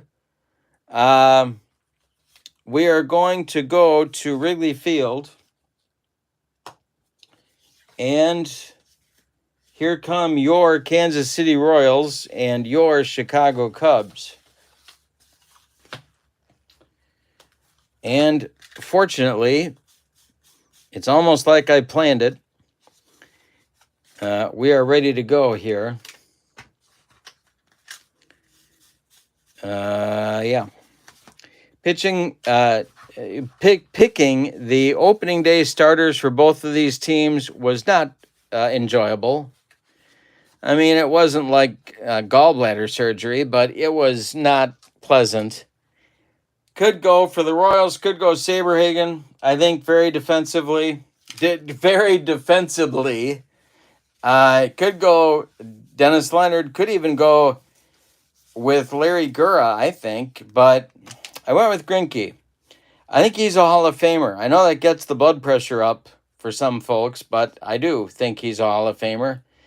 For the Cubs, in terms of real peak, I mean, Sutcliffe in 84 was about as good as you can be, as a human can be. Mark Pryor, though, was really good in 03. Kyle Hendricks in 16. Kerry Wood in 98. These are tough calls, but I went with Sutcliffe. And let's look at the Royals' batting order for Game 2. Willie Wilson leads off in center field. Bobby Witt is the bat second. He's at short. George Brett bats third. He's at third base. Hal McRae cleans up, and he's the DH. John Mayberry bats fifth. He'll play first. Amos Otis bats sixth. He's in right field. Alex Gordon bats seventh. He's in left. Salvador Perez bats eighth. He's catching. Frank White bats ninth. He'll play second. All right, for the homestanding Cubs, Bobby Dernier leads off in center. Ryan Sandberg bats second at second base. Bill Buckner bats third. He's going to play left field. Sammy Sosa cleans up. He's in right. Anthony Rizzo bats fifth. He's the DH. Chris Bryant bats sixth. He's at third. Mark Grace bats seventh. He's playing first. Jody Davis bats eighth. He's catching. Sean Dunston bats ninth. He will play shortstop. All right. I haven't said this in the last 30 seconds, but the set is now available. It's on the PLAAY Games website. Ready for you to order. So, the link is in the description for this video for you to go do that. I'm having a great time with it. I'm staying up, let's just say, way past my bedtime, and getting games in and having a great time with it. So, hope you check it out. We got a lot more of the marathon to come. All righty, here we go. It's Willie Wilson stepping into the batter's box against Rick Sutcliffe, and I've got a refreshing Colombian beverage there, and I'm not talking about Colombian nasal dust. That's a different kind of refreshing beverage altogether. This is coffee. All right. All righty.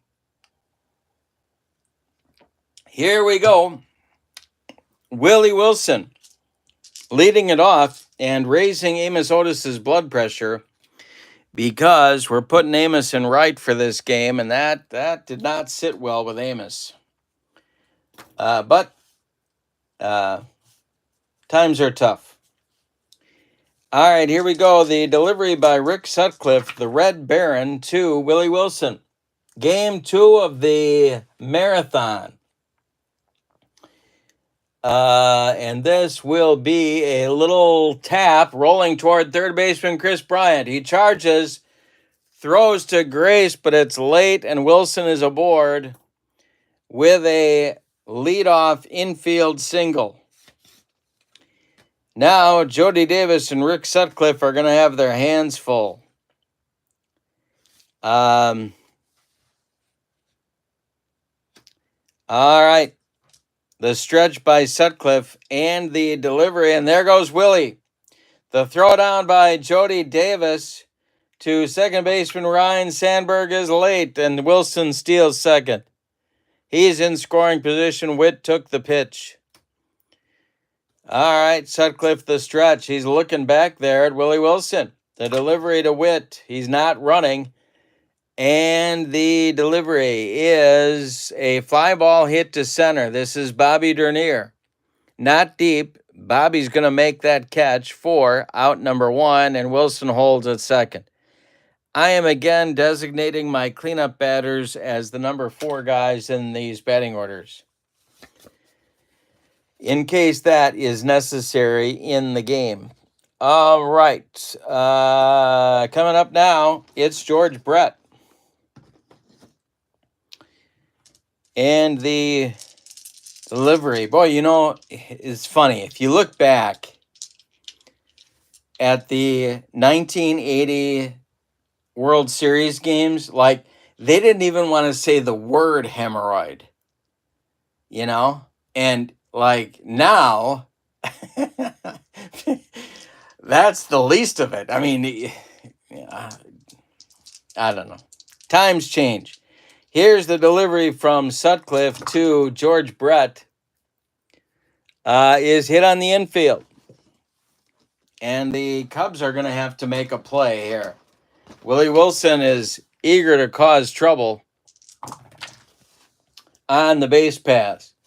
This is hit to Sutcliffe. He bobbles it, and everybody's going to be safe. Brett is safe at first. Wilson goes to third on the E1. Royals with a golden opportunity here to take an early lead. Royals have runners at the corners with 1 out, and here comes the DH, Hal McRae. All right, Sutcliffe, who, if I'm not mistaken, is a Kansas City native, I think. Is that true? Somebody knows. Correct me if I'm wrong.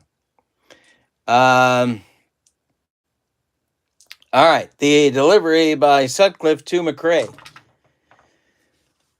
is swung on, and that is a little tap, and it gets by Sutcliffe, rolling toward Dunston, and everybody's going to be safe. Willie Wilson was off on contact. He will score. Brett goes to second. 1-0 Kansas City. Sutcliffe having first inning trouble. Here's Mayberry. Big John. The stretch by Sutcliffe and the delivery to Mayberry. Ground ball hit to Dunston at short. He goes to Sandberg for 1, and the relay to Grace in time for a rally-killing, soul-crushing, and inning-ending 6-4-3 double play turned by the Cubs. The Royals have to settle for 1 run on 2 hits, and they leave 1. Yeah, they leave 1. We go to the bottom of the first. It's the Royals 1 and the Cubs 0. Dernier, Sandberg, and Buckner coming up for the Cubs in the bottom of the first. Zach Greinke on the bump for Kansas City. The wind and the delivery by Zach is a little tap back to Greinke. He takes a couple steps toward Mayberry and throws him the ball for out number 1. Ryan Sandberg comes to the plate. The 1984 MVP of the National League is at the plate, and he swings and rolls this one. Wait a minute. Just foul. It's Tapper foul. And the next delivery is strike 3 called. And I didn't give you the umpires. We've got a new umpiring crew here. Don Denkinger is behind home plate.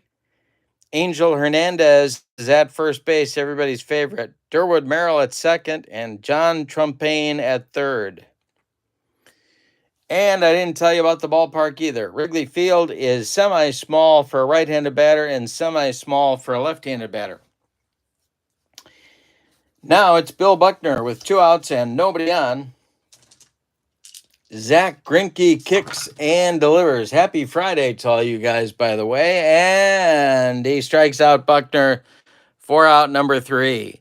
1-2-3 first inning for Greinke. We go to the second. Kansas City 1 and Chicago nothing. Otis, Gordon, Perez coming up for Kansas City in the second. Here is the delivery by Rick Sutcliffe, who's going to hope for a recovery inning here in the second. And it's a comebacker to Rick. He turns and throws to Grace, and Otis is retired for out number 1. Alex Gordon, the batter now. The delivery by Sutcliffe. He struck him out on a bender. That is out number 2 in the second. First strikeout for Rick, and here's Perez. The delivery is... Well, we got to check our umpires. Don Denkinger is questionable, and that means he walked him. Not easy to walk Salvador Perez, but he just did it. A man on for the Royals with 2 outs. Here's Frank White. Sutcliffe, the stretch, and the delivery is ripped, and it's going to be trouble. This is going to get into the right center field gap. Running after it is Sammy Sosa. And they are going to wave Perez around third. Sandberg's throw is coming home to Jody Davis. Perez slides. He is safe. It's a run-scoring double for Frank White and 2-0 Royals. Willie Wilson comes to the plate. He's 1 for 1. White at second, 2 outs. The delivery. And that is strike 3, swinging. Sutcliffe gets Wilson with the upstairs cheese. But the Royals add to their lead in the second with a run on 1 hit. The 2-out walk hurt. We go to the bottom of the second. Royals 2, Cubs nothing. And yeah. Okay. So we got Sosa, Rizzo, and Bryant coming up in the Cubs' second inning against Greinke. The delivery. And it's going to be an unusual result, much like Velma's lemonade. And this is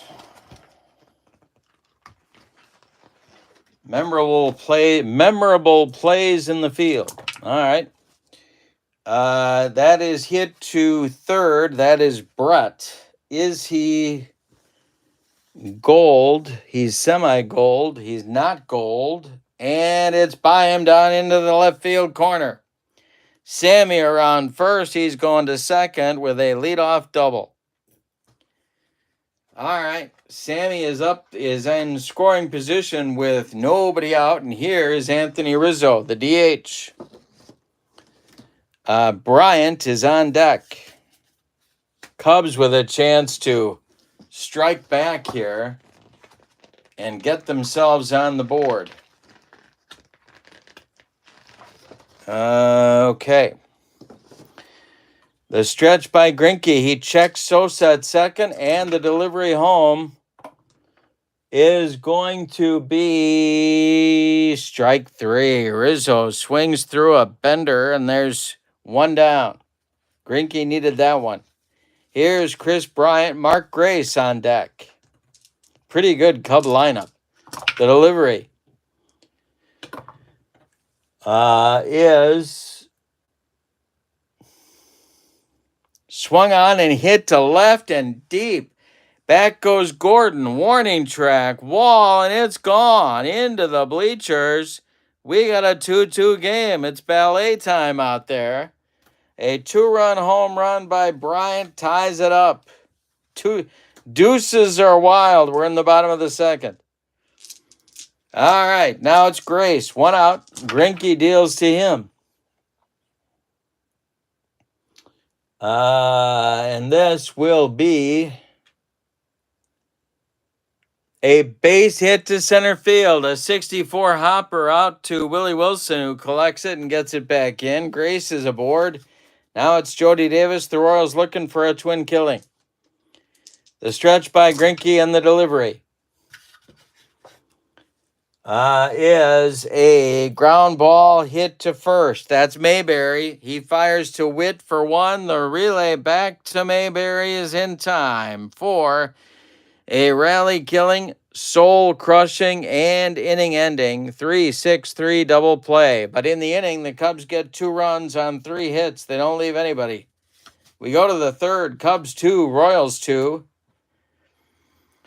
Opening day at Wrigley. So we got Witt, Brett, and McRae, 2, 3, 4 slots coming up for the Royals in the third against Rick Sutcliffe. The delivery is ripped by Witt, and that's going to get in the gap into left center field. Around first is Witt. He's going to go into second with a leadoff double. There's the go-ahead run. George Brett comes to the plate. Sutcliffe, the stretch, and the delivery is swung on, and that is hit to first. That's going to be gloved by Grace. Going to third is Witt. Grace steps on the bag, unassisted for out number 1. Witt is now 90 feet away. Here's Hal McRae. The Cub infield is going to play in at the corners. The stretch by Sutcliffe, the pitch to Hal McRae is a fly ball to center. Bobby Dernier is under it.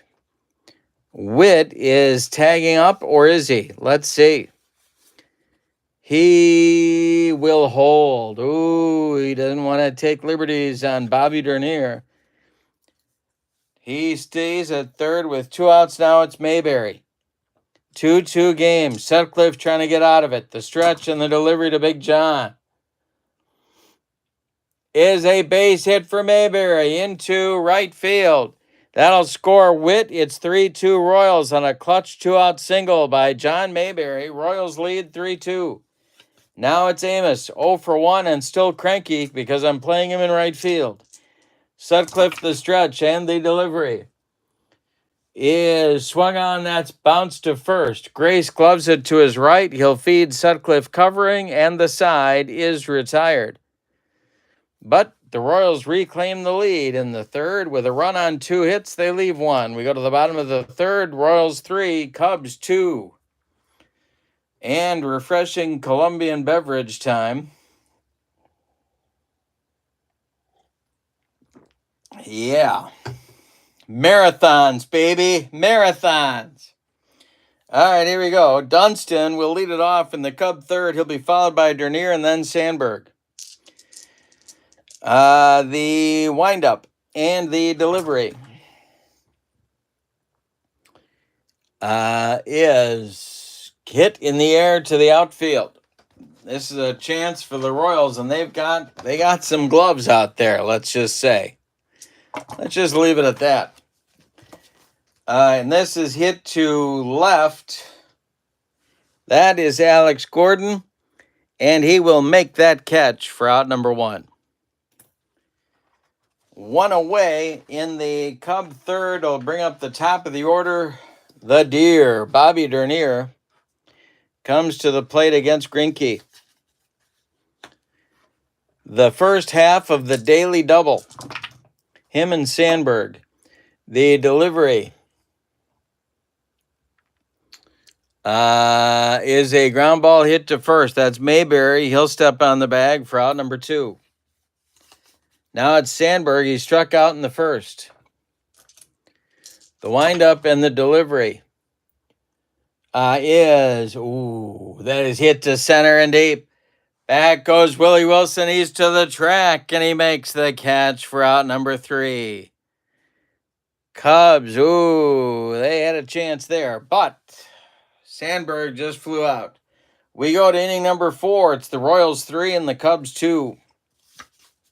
Gordon, Perez, and White coming up in the Royals' 4th inning. The windup and the delivery to Alex Gordon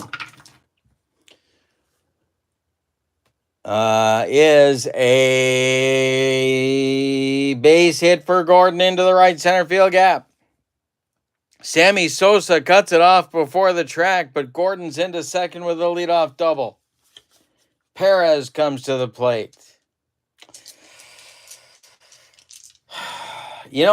Perez has had an interesting career, and I am tempted to bunt, but I'm not going to, because in 2021, he went out of his mind and hit 48 bombs. So, rule of thumb, when you play for me, if you hit 48 bombs, you're not going to bunt. That's a wacky rule I have.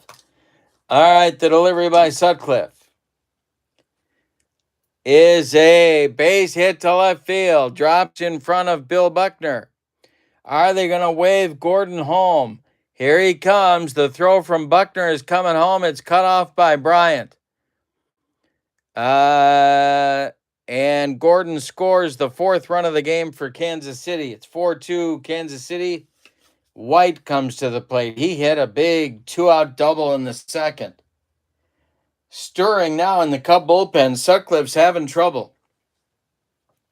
White at the plate. He's 1 for 1. Sutcliffe the stretch and the delivery is a hit on the infield. Cubs would love to turn one here if they can and get out of the inning. This is hit to Dunston at short. I don't believe he's iron. Oh my gosh, he is. That is off his glove into left field for a base hit. Salvador Perez is going to stop at second with the play in front of him. Buckner gets the ball in good shape. There's 2 Royals on with nobody out, and here comes the top of the order. Big spot in this ball game here for Sutcliffe. The stretch by Rick and the delivery is a ground ball hit to Dunston. He gloves this one. He goes to Sandberg for 1, and that's all they're going to get. Frank White breaks up 2. Tough to turn it on Willie Wilson anyway. 6-4 is the put out on White. Perez gets to third. They're at first and third now for Bobby Witt. All right.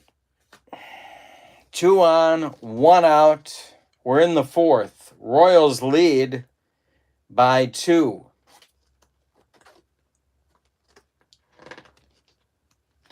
All righty. Sutcliffe, the stretch, checks Wilson at first, and the delivery home. Willie's not going right now, and Witt strikes out. That's a big strikeout on a bender by Rick Sutcliffe. 3rd strikeout of the ball game. 2 away now. Here's Brett. The stretch might be pitching around him. Let's see the delivery. And he strikes out. No, he doesn't. Brett gets a piece of it, rolls it toward Sandberg, who charges and flips to Grace for the putout to retire the side. In the 4th, the Royals get a run on 2 hits. They leave 2. And we go to the bottom of the 4th. It's Kansas City 4 and Chicago 2. And the Royals have a nice picket fence going on the scorecard. All right. Buckner, Sosa, Rizzo coming in the Cub fourth inning against Greinke. Zach kicks and deals. That is swung on and hit to right. Over by the foul line is Amos Otis, still cranky that he's playing right field, makes the catch for out number one. Sammy Sosa up there now. Greinke kicks and delivers to Sammy. And hey, struck him out. That is strikeout number 4 for Greinke. 2 away in the Cub fourth. Here's Rizzo 0 for 1. Rizzo struck out in the second. Greinke deals. And this is a strikeout. He gets number 5. Second time he's gotten Rizzo. We go to the fifth. And your score. Royals 4, Cubs 2. Sutcliffe, his right arm is now officially 2 feet longer than his left, and he is out there for the fifth inning. It'll be McRae, then Mayberry, then Otis in the Kansas City fifth. Opening day hijinks for both of these teams. Here we go, the delivery to Hal McRae, the DH. And a base hit to right field. Drops in front of Sammy Sosa, and the Royals have their leadoff man aboard. Now it's Mayberry. They got to get someone going here. Let's see who the Cubs have in the bullpen. They got to do something. How about Kerry Wood? Getting going? All right, but now it's Mayberry. Double play depth for the Cub infield. Wood is warming up quickly in the bullpen. The stretch by Sutcliffe and the delivery. Is a base hit into right field. McRae will stop at second. 2 on now with nobody out. Here comes Amos Otis, still cranky because he's playing right field. He's 0 for 2. Double played up for the Cubs infield. This might be Sutcliffe's last hitter. The delivery is a fly ball to center. Bobby Dernier pounds the glove and makes the catch for out number 1. Holding at second is McRae, and now Alex Gordon comes to the plate. He has doubled in 2 trips. Sutcliffe the stretch. The pitch to Gordon is swung on and hit to center. Bobby Dernier in his tracks will make the catch for out number 2. Salvi Perez comes to the plate. He's been on base twice, has an RBI. Sutcliffe the stretch and the delivery is hit in the air to left and deep. Back goes Bill Buckner. Warning track, wall, and it's gone. A 3-run bomb for Mr. 48 homers, Salvador Perez. And it is now 7-2 Royals. And that's going to do it for Sutcliffe. Joe Madden's taking the long, slow walk out of the dugout. And he's bringing the hook with him. All right. So it's going to be Kerry Wood. Sutcliffe goes 4 2/3 innings. He allows 11 hits. One of them was a home run. He walked none. He walked 1. He struck out 3. He allowed 7 runs. And they are they earned? Yes, they're all earned. All right, so he's on the hook for the loss unless his team can put together a rally. Kerry Wood, here's what I wrote about him. A hard-throwing phenom in 1998, he struck out 20 Houston batters in his 5th career start, and has a strikeout rate for his career over 10 per 9 innings. All right, so he is going to try and get the fans pumped up here, facing Frank White, and maybe blow away some Royals hitters. Let's see. The delivery to White is a jam job pop-up. Chris Bryant on the infield dirt, calling and taking for out number 3. But in the 5th, the Royals add 3 to their total. We are halfway through this one. Your score, Kansas City 7 and Chicago 2. It'll be Bryant, Grace, and Davis in the Cubs. In the Cubs' 5th inning. Zach Greinke deals to Chris Bryant, who swings and lines a base hit to center field, drops in front of Willie Wilson, and the Cubs have their leadoff man aboard in the 5th. Here's Mark Grace, double play depth for the Royals. The stretch and the delivery is a base hit for Grace. This goes to right field. Bryant around second. He's going to go to third. There's Cubs at the corners with nobody out. The Cubbies are coming, tra-la-la-la. The Cubbies are coming, tra-la-la-la. Here's Jody Davis. Hey, if you think of it and you haven't done it yet, click like for me. That would help me out. That would be a good thing. Thank you very much. Appreciate that. Here's Jody Davis, and my singing notwithstanding, of course. Jody Davis at the plate. The Royals are going to play for a double play. They will concede the run at third. The delivery by Greinke. And a base hit to right field. Drops in front of Amos Otis. Still cranky because he's playing right field. Bryant comes home. It is 7-3 Cubs.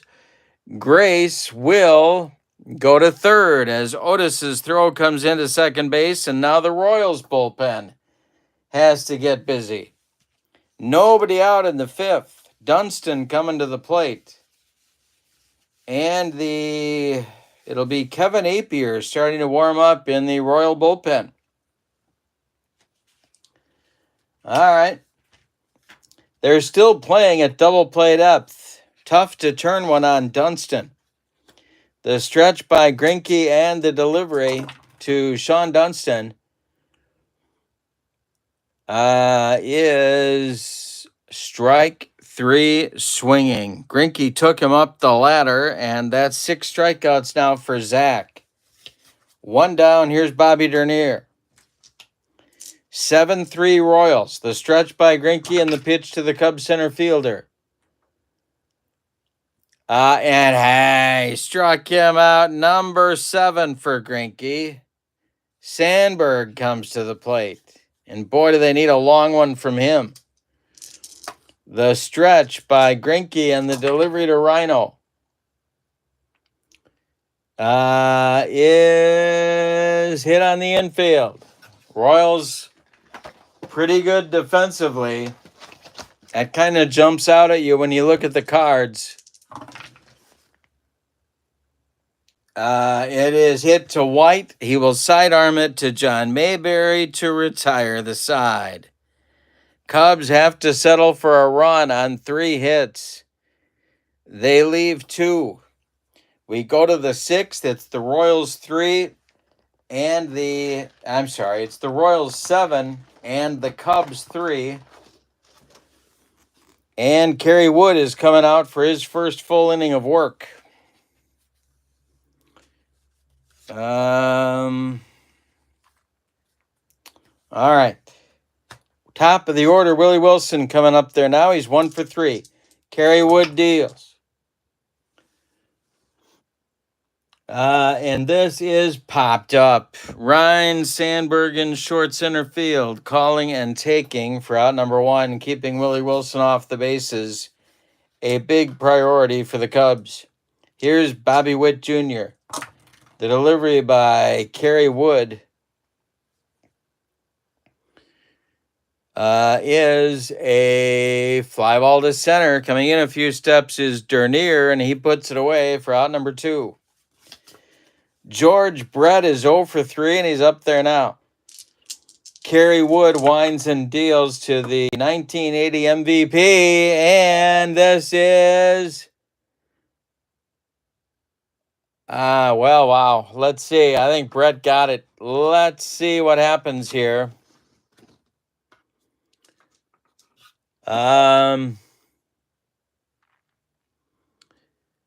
It is to right and deep, and back goes Sammy, and it's gone. Onto the catwalk, a home run for Brett. 8-3, Kansas City. They get that run back right away. Here's Hal McRae at 2 for 3. The delivery to Hal.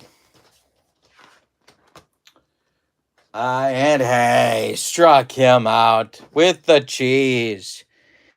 Gary Wood humped up on that fastball, and that'll end the Royals 6. They have scored in every inning.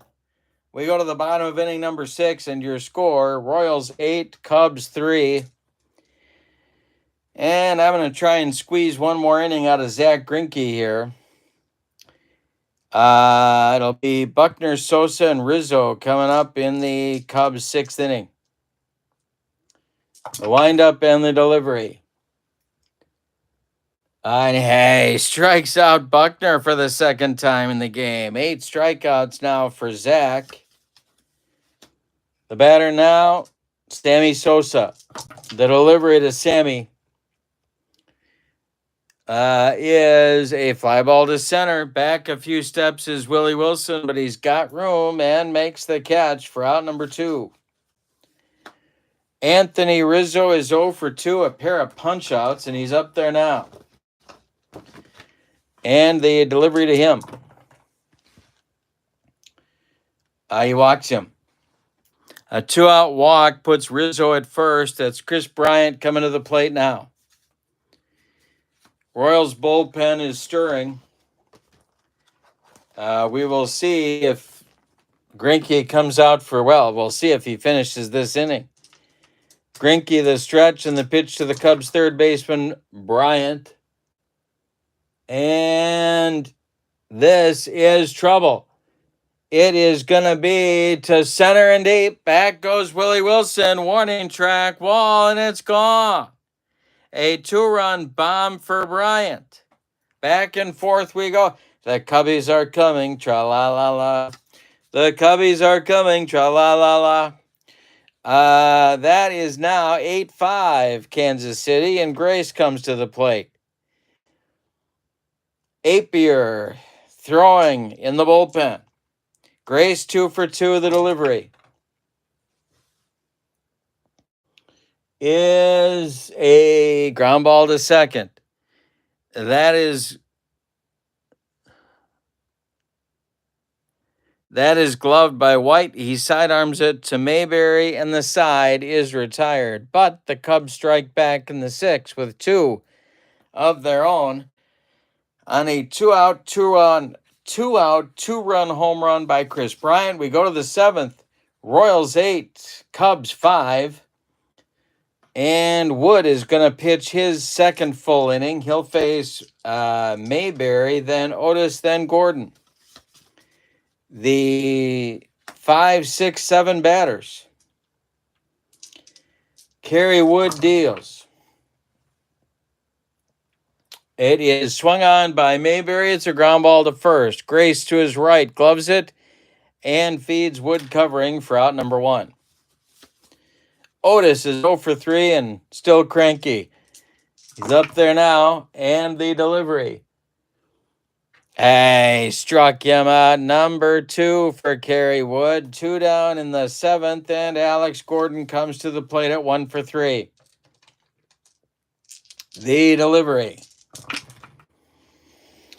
is a base hit for Gordon. It goes down the line, and it's going to rattle around in the corner. Sosa's got to go get it. Gordon slides into second with a double. Oh, boy. The Royals would love an insurance run, or as they say in Bloomington, Illinois, insurance. Perez has been on base 3 times. He hit a 3-run bomb in the 5th. He's up there now. Wood, the stretch. And the delivery. And hey, struck him out to retire the side. It is time to stretch him out at Wrigley Field with no sign of Harry Carey. Kerry Wood just threw up a bagel in a gluten-free 7th inning. We go to the bottom of the 7th, and it's the Royals 8 and the Cubs 5. Davis, Dunston, and Dernier coming up in the bottom of the 7th for the Cubs. And I think they had to get Greinke out of there. But we have passed the long relief part of our ball game, at least on opening day. So, Joakim Soria is going to come on. He is a right-hander. Tell you about Greinke's day here. First, before we tell you about Joakim, Zach goes 6 innings. He allows 7 hits. 2 of them were home runs, both by Chris Bryant. He walked 1. He struck out 8. All the runs are earned, but Zach Greinke's in line for the victory if the Royals bullpen can close things out here in the last 3 innings. Here's what I wrote about Soria. Soria made the first of his 2 All-Star appearances in 08 and saved 42 games that season for KC. Okay.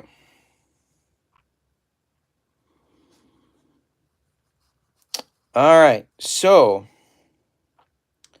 Davis will lead it off. He's 1 for 2. The windup and the delivery is hit in the air to center. Into left center, Willie Wilson on the run makes the catch for out number 1.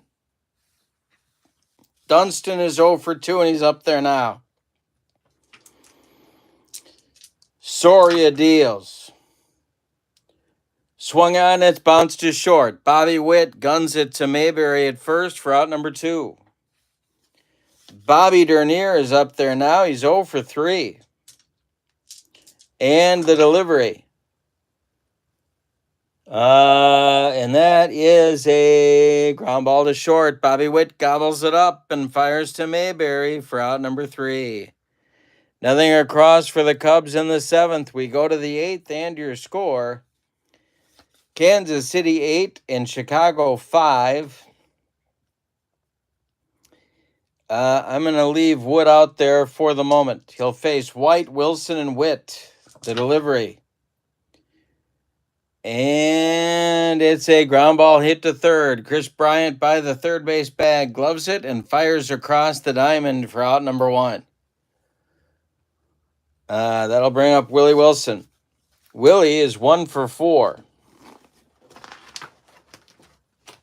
All right. And the delivery by Wood is going to be, let's see. Gonna roll our decider die. And he struck him out. 2 away.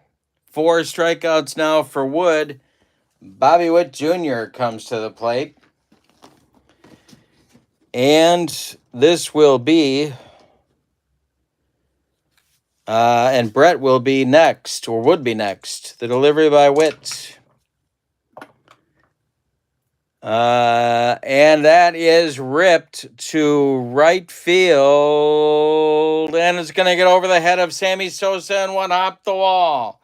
Witt around first. He's into second with his second double of the day. And here's Brett. They got to walk him. They cannot let him cause more trouble. So Brett will get an intentional walk that'll bring up McRae. Cub bullpen gets going. They think they're still in this game, and why not? So it's going to be Lee Smith starting to throw in the bullpen for the Cubs. Kerry Wood with 2 outs and 2 on facing Hal McRae, the delivery.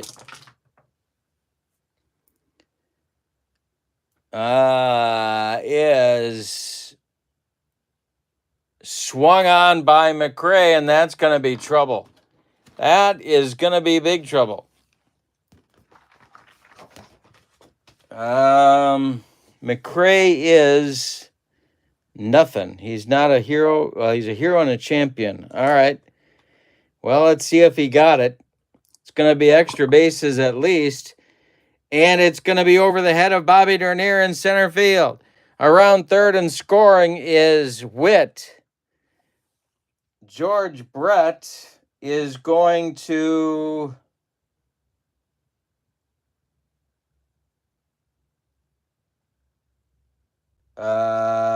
stop at third. It's a run-scoring double for McRae. 2 on with 2 outs now.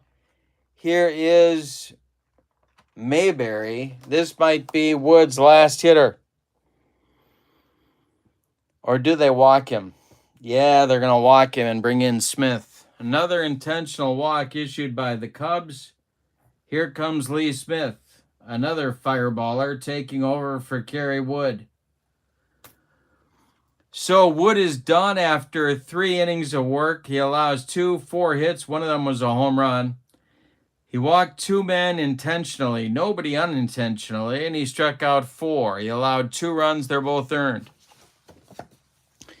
Lee Smith is on. Here's what I wrote about him. In 1983, Chicago made Lee Smith exclusively a reliever for the first time, and the Flamethrower responded with the best year of his career. All right. Otis at the plate, still cranky. He is 0 for 4. He's got the collar going with a strikeout. Gordon would be next. The bases are loaded with Royals. 9-5 Kansas City. Smith the stretch. The delivery to Amos. And it's swung on and a jam job pop-up. Ryan Sandberg in short right field calling and taking for out number 3. But the Royals do add a run to their total in inning number 8. We go to the bottom of the 8th and your score, Kansas City 9 and Chicago 5. Soria is done after his inning of work, and it's going to be Greg Holland coming on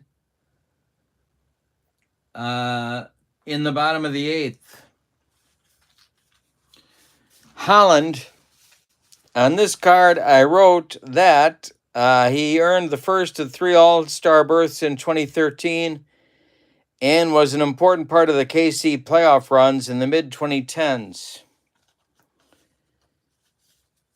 All right, and Dan Quisenberry is warming up in the bullpen for the Royals. Okay, it'll be Sandberg, Buckner, and Sosa in the Chicago 8th. The delivery by Greg Holland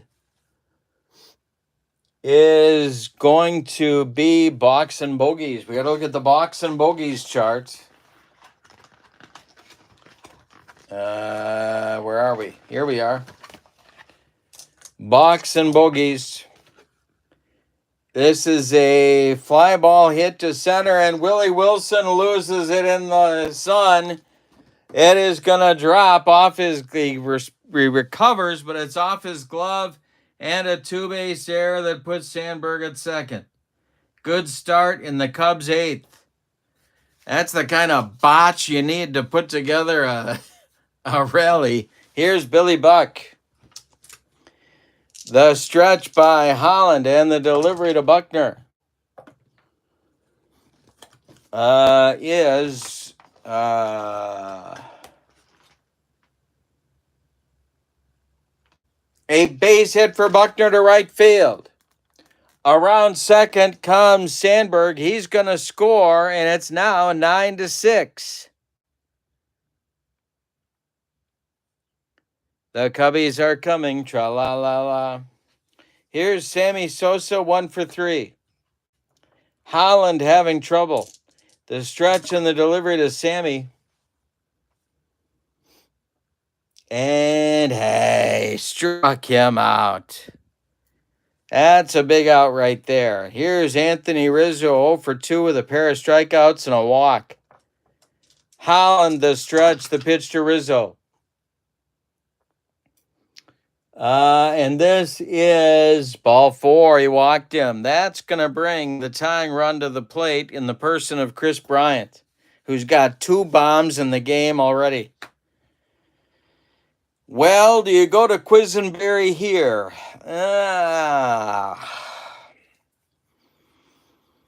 I am not going to. Bryant, however, is on fire. 3 for 3, 2 homers, 3 runs scored, 4 ribbies. If he goes deep here, he's going to drive all the players home after the game. Grace is on deck. Double play depth of the Royals infield. Holland throws heat. And the delivery is a ground ball hit to White at second. He knocks it down, picks it up. His only play is going to be to Mayberry at first for the putout.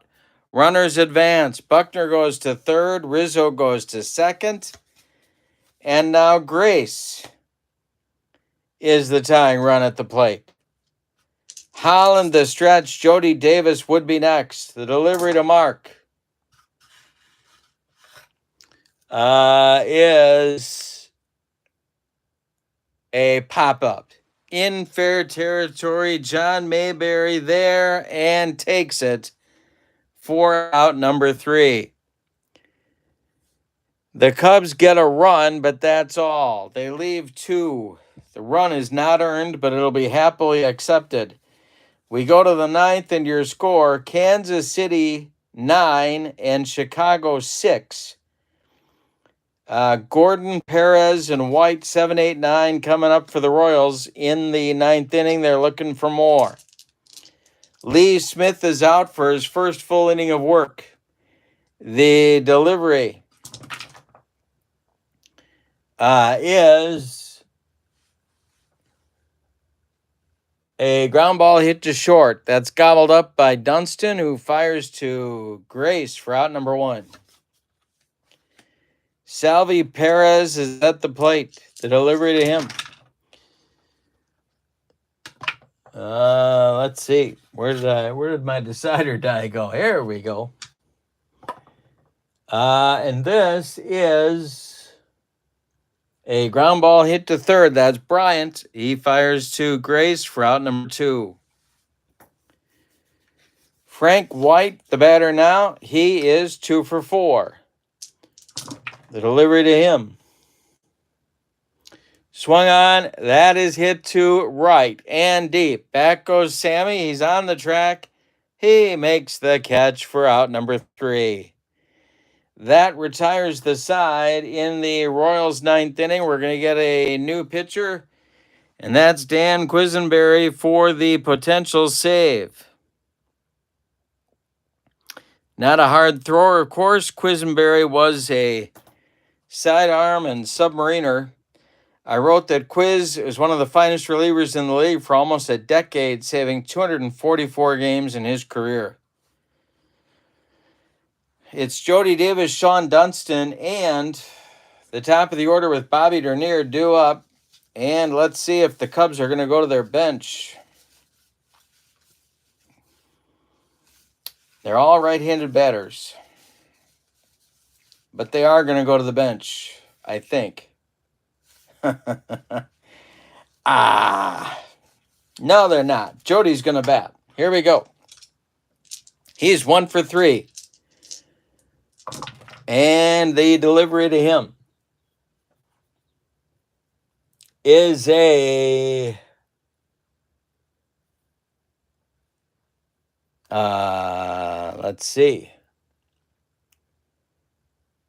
That is a ground ball hit to third. That's George Brett to his left. He plants and throws to Mayberry for out number 1.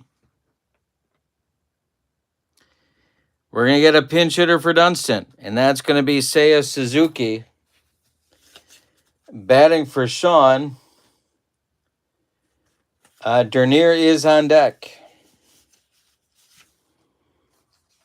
Trying to get it to Sandberg here with a chance to do some damage. Sean Dunston ends his day 0 for 3 of the delivery by Dan Quisenberry. Is a, well, he's going to reach. Now let's check the scorer. Official scorer, Ronnie Millsap at Wrigley Field today. That will be an error charged to Bobby Witt Jr. and gives the Cubs a 1-out base runner. Suzuki at first. Here's Bobby Dernier. Now Ryan Sandberg. If Dernier can reach, Ryan Sandberg will be the potential tying run. Quisenberry in a 9th inning jam the stretch and the delivery to Bobby Dernier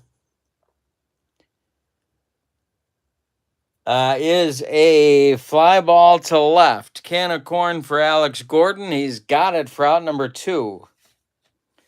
That'll bring up Sandberg. He's the last chance saloon. Bill Buckner would be next. 9-6 Royals. Quisenberry the stretch and the delivery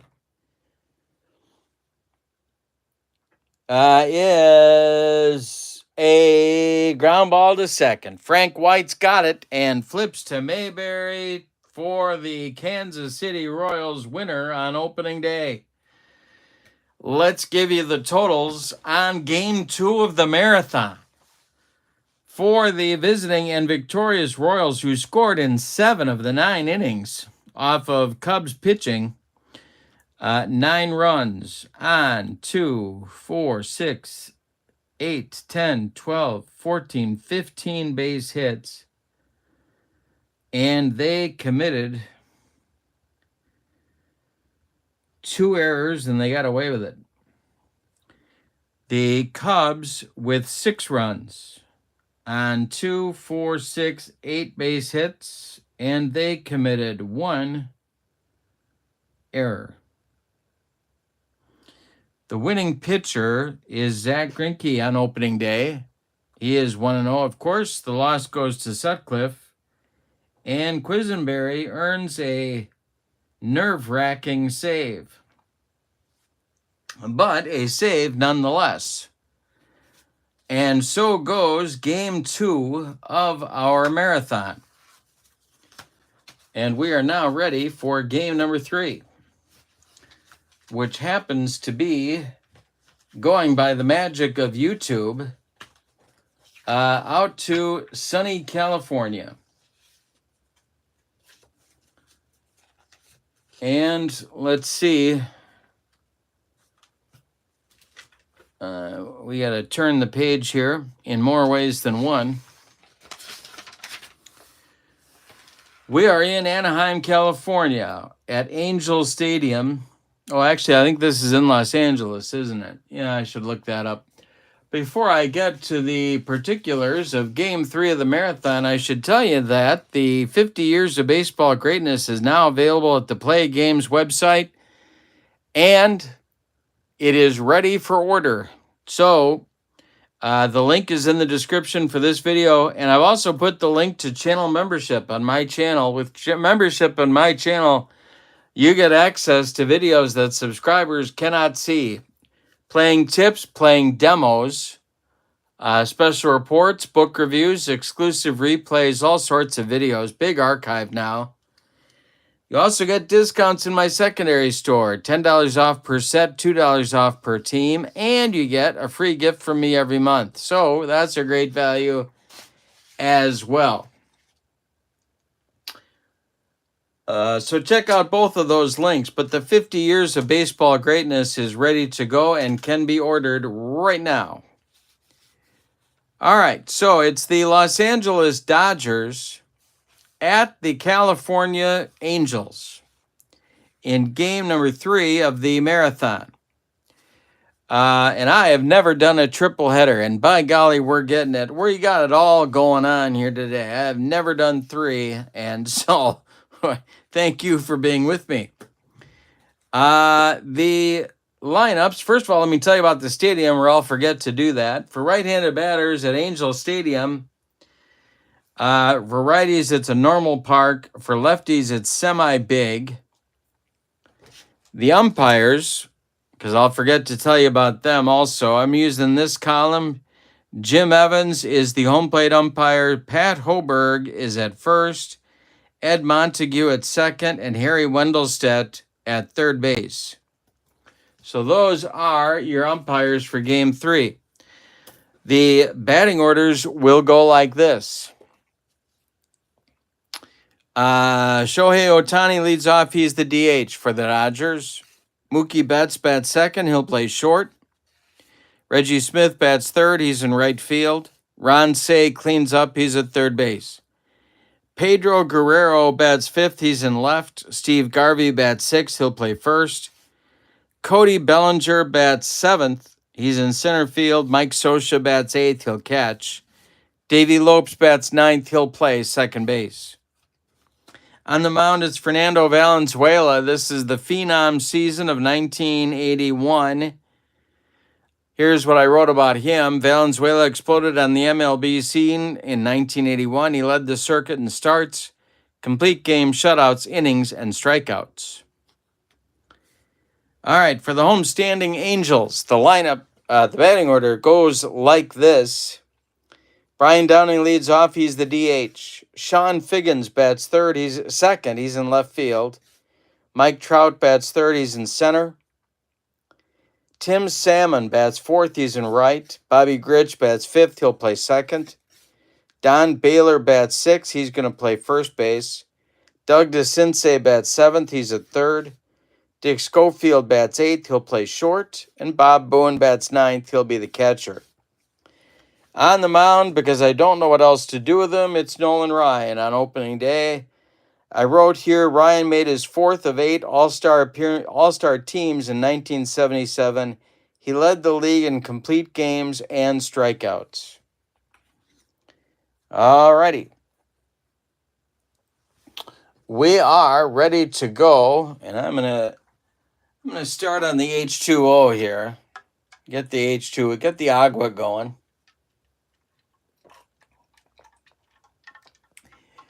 And then we'll see where we are at the end of this game. All right. Ohtani steps in against Nolan Ryan. Get this one going. And the delivery by the Express is ball 4. He walked him. All right. Ohtani goes down to first. Betts comes to the plate. The stretch by Nolan Ryan and the delivery, and there goes Shohei Ohtani. The throwdown by Bob Boone to Bobby Grich is late, and Ohtani is in with a stolen base. Here's the next delivery by Ryan to Betts, and this is a strike 3 swinging. The Express brought the cheese. 1 down in the first. Now it's Reggie Smith. Reggie, the right fielder. The delivery by Ryan is ball 4. He walked him. Ryan a little shaky with the early control. Here's Ron Cey. The stretch by Ryan and the delivery to the Penguin is ball 4. He walks Cey. The bases are loaded with Dodgers with only 1 out. Here's Pedro Guerrero. Infield is back for California. Double played up the stretch. And the delivery is a base hit to center field. Drops in front of Mike Trout. Around Ohtani scores.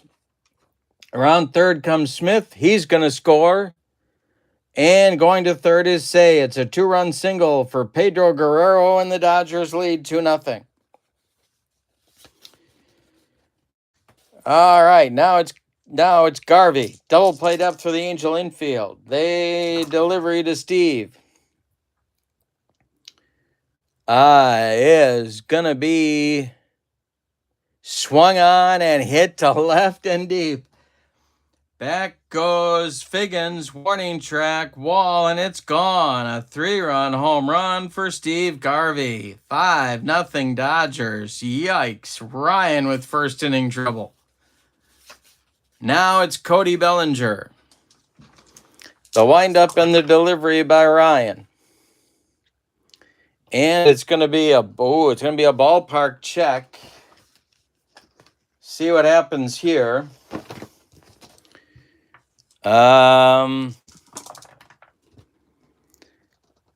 Let's see. Big ballpark. It's a left-handed batter. It's not. It's semi-big. It is big. So that will drop for a base hit in front of Mike Trout, and still only 1 out.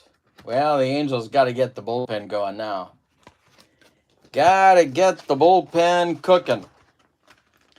Only 1 out. Here's Sosha.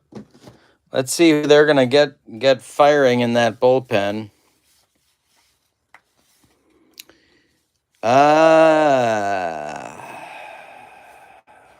Kirk McCaskill, a right-hander. And you know what? They're going to get a lefty going too. That's going to be Jared Washburn. Lefty-righty double-barreled action in the Angel bullpen. Here is Sosha, double play depth for the Angels. The stretch and the delivery by Ryan. And that's a walk. Oh, wait a minute. Let's check the home plate umpire. That is Jim Evans. And that is ball 4. 2 on. Here's Lopes. This might be Ryan's last hitter right here. The stretch by Ryan and the pitch to Davey, who is still in the service and may be there for some time. He walks Lopes, and the bases are loaded, and that's going to do it.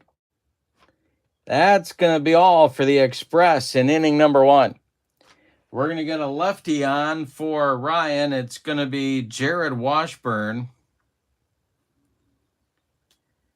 to face Ohtani. Bases are loaded, still only 1 out. I'll give you Ryan's line in a minute. I wrote about Washburn. He was a key part of the 2002 World Series champs, winning 18 with a 3.15 ERA. And it's a lefty-lefty matchup, bases dripping with Dodgers. Infield is back in the delivery. Hey, struck him out, or did he? Nope, he struck him out. Ohtani goes down on strikes. Now it's Betts with 2 outs and the bases still juiced. Washburn the stretch and the delivery to Mookie. Ball 4. He walked in a run. The score now is 6-0 Dodgers. And Reggie Smith comes to the plate. The stretch by Washburn and the delivery to Reggie. And he struck him out to retire the side. But in the first, the Dodgers send 12 men to the plate. They get 2, 4, 6 runs on just 3 hits. Say it with me. Oh, those bases on balls. We go to the bottom of the first. Dodgers 6. Angels coming to bat against Fernando El Toro. The delivery by Valenzuela to DH Brian Downing is going to be a fly ball to left. Can of corn for Pedro Guerrero, and he's got it for out number 1. Sean Figgins, the batter now. He's the left fielder. The pitch to him is ball 4. He walked him. 1 on with 1 out. Trout coming to the plate.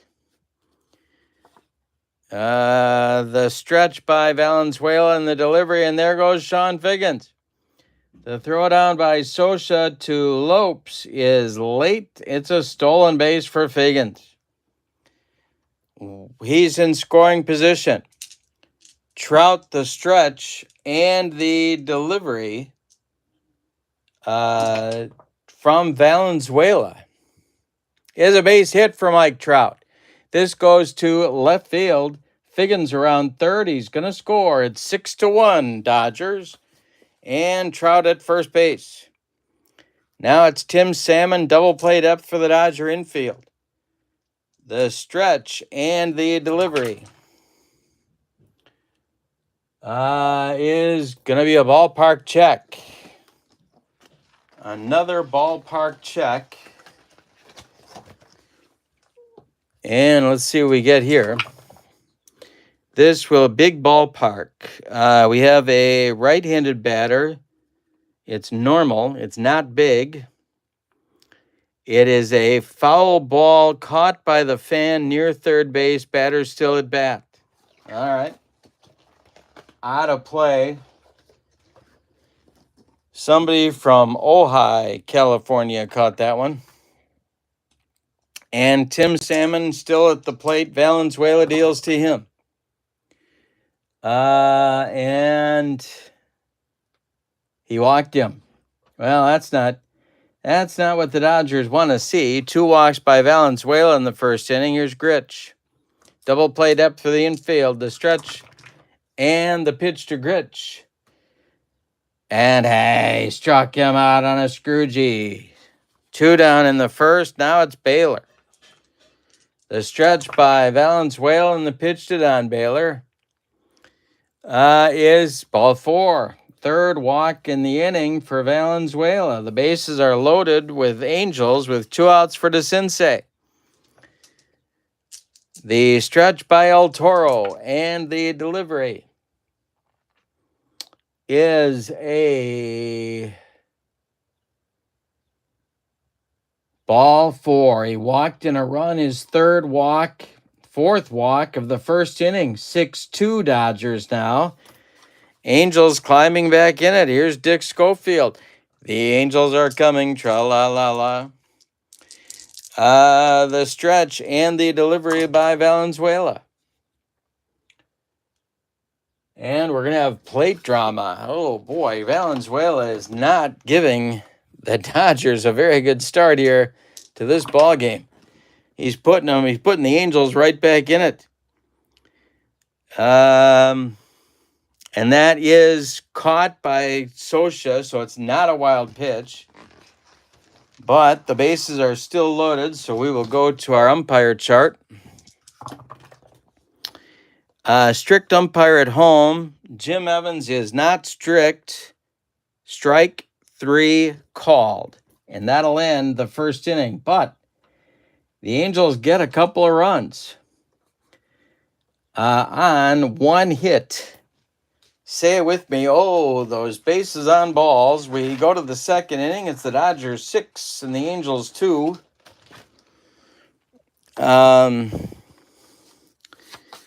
Say, Guerrero, Garvey coming up against Washburn in the second inning. The delivery by Jared Washburn. And hey, struck him out. Bob Boone framed it. And there's 1 down. Pedro Guerrero, the batter now. He's 1 for 1. The delivery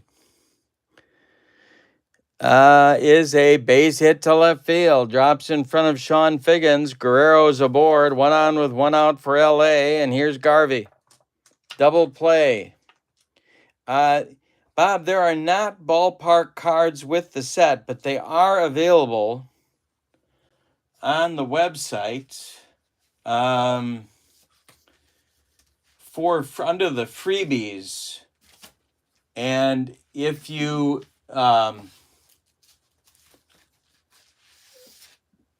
they look like this, and there's 4 sheets of them, and you just print those off and you're good to go. But there are umpires that come with the set. The umpires do come with the set. So here's Garvey now. Double played up for the Angels and the delivery. And this is a walk. 2 on, 1 out for LA. And Bellinger comes to the plate. It's a lefty-lefty matchup. The stretch and the delivery to Belly is a line drive caught by Gritch at second. 2 down, runners scramble back. And Sosha comes to the plate, another lefty-lefty matchup. He walked in the first. The delivery. And this is a swung on a fly ball to right and deep. Back goes Salmon. He's on the track and puts it away for out number 3. Well, it's an interesting second inning, but nobody scores for the Dodgers. We go to the bottom of inning number 2. It's the Dodgers 6 and the Angels 2. Boone, Downing, and Figgins, 9-1-2 coming up against Fernando in the second. The delivery is a fly ball to center. Can of corn for Bellinger. He's got it for out number 1. Brian Downing, top of the order, up there now. He's 0 for 1. And the delivery to the Angel DH is a ground ball to second. That's Lopes to his left. Cuts it off from going into right field. Plants and throws to Garvey for out number 2. Sean Figgins, the left fielder, is up there now, and the delivery to him is popped up in fair territory. Ron Say under it and takes it for out number 3. Nothing across for the Angels in the second. We go to the third. Dodgers 6, Angels 2. Lopes, Ohtani, and Betts coming up for the Dodgers. 9-1-2. The windup in the delivery by Washburn to Davy Lopes is ripped by Lopes. That's going to be over the head of Tim Salmon. Lopes around first. He's into second with a leadoff double in the third. Here's Ohtani. Shohei is 0 for 1. The stretch by Washburn and the delivery is all 4. He walks Ohtani, 2 on with nobody out, and Betts comes to the plate. Double play depth for the Angel infield. McCaskill starts to warm again in the Angel bullpen. And the delivery to Mookie is a base hit to left field. They will, let's see. I think Lopes is going to score. No, he won't. They'll hold him up at third. The bases are loaded. Reggie Smith comes to the plate. The Angels going to play at double play depth all the way around the infield. The stretch and the delivery to Reggie is a line drive caught by Gritch. 1 down. Say comes to the plate. He is 0 for 1. Still at double played up. The pitch by Washburn. And it is swung on and it's popped up. Schofield in short left field will take it for out number 2. And Guerrero comes to the plate. Washburn trying to wriggle off the hook here in the third. The delivery is a base hit for Pedro Guerrero. This will score Lopes. It'll score Ohtani. It'll send Betts to third. It's 8-2 Dodgers. And Garvey comes to the plate. Dodgers at the corners, 2 outs. Washburn the stretch and the delivery. And a base hit for Garvey. This goes to left field. Drops in front of Figgins. Betts scores. And stopping at second will be Guerrero. 9-2 Dodgers. Here's Bellinger, 1 for 2. The stretch, the delivery to Belly. Hey, struck him out, and that retires the side. But in the third, the Dodgers get 3 on 4 hits. We go to the bottom of the third. Dodgers 9, Angels 2. Trout, salmon, and if you need another fish analogy, Trout, Salmon, and Grich coming up in the Angel third inning against Fernando Valenzuela. The windup and the delivery by Fernando is strike 3 called. He got him with a Scroogey. 1 down. Trout's retired to lead off the third. Now it's Salmon. The stretch and the delivery by Fernando is a... Oh, wait a minute. This is a base hit to center field. A 64 hopper out to Bellinger. Angels have a 1-out base runner. Here's Grich. The stretch by Fernando and the delivery to Bobby Grich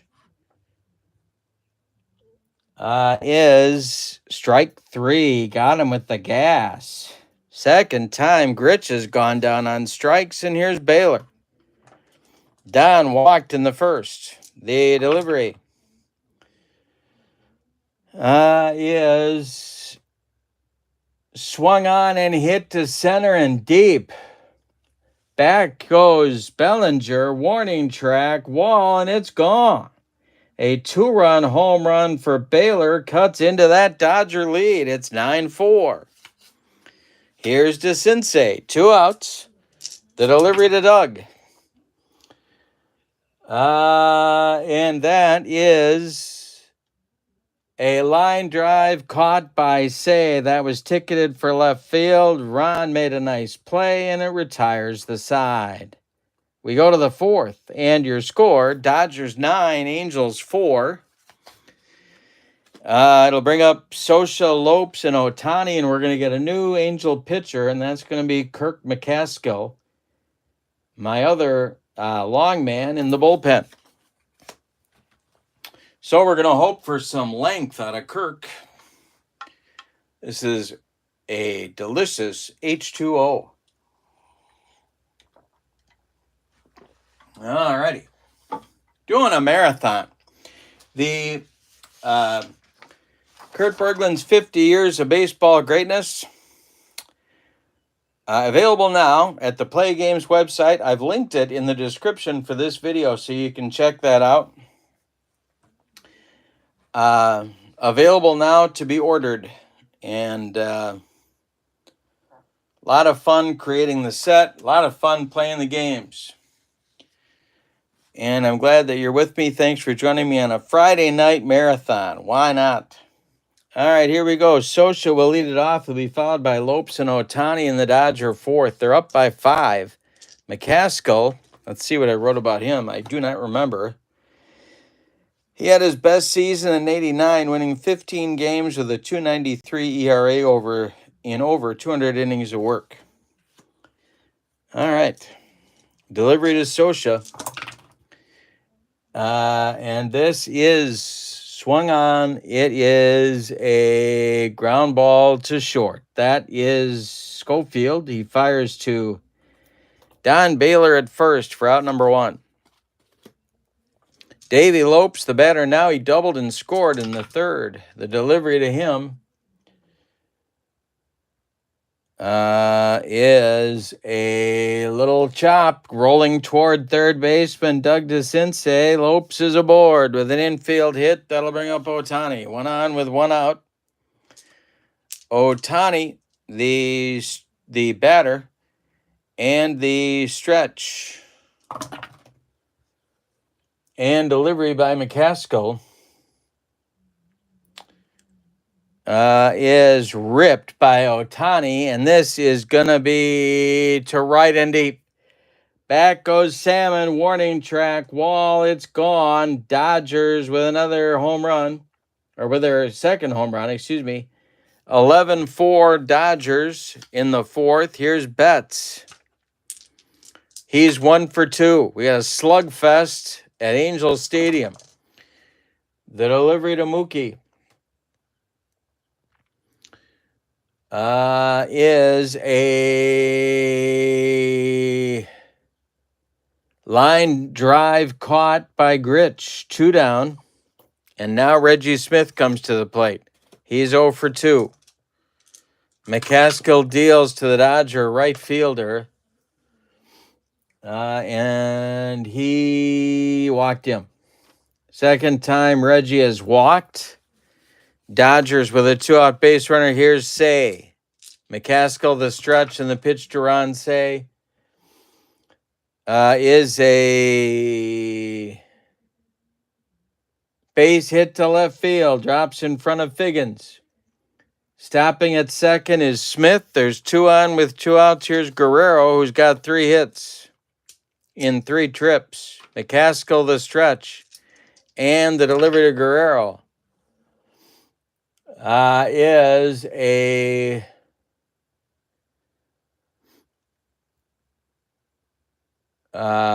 base hit to center field.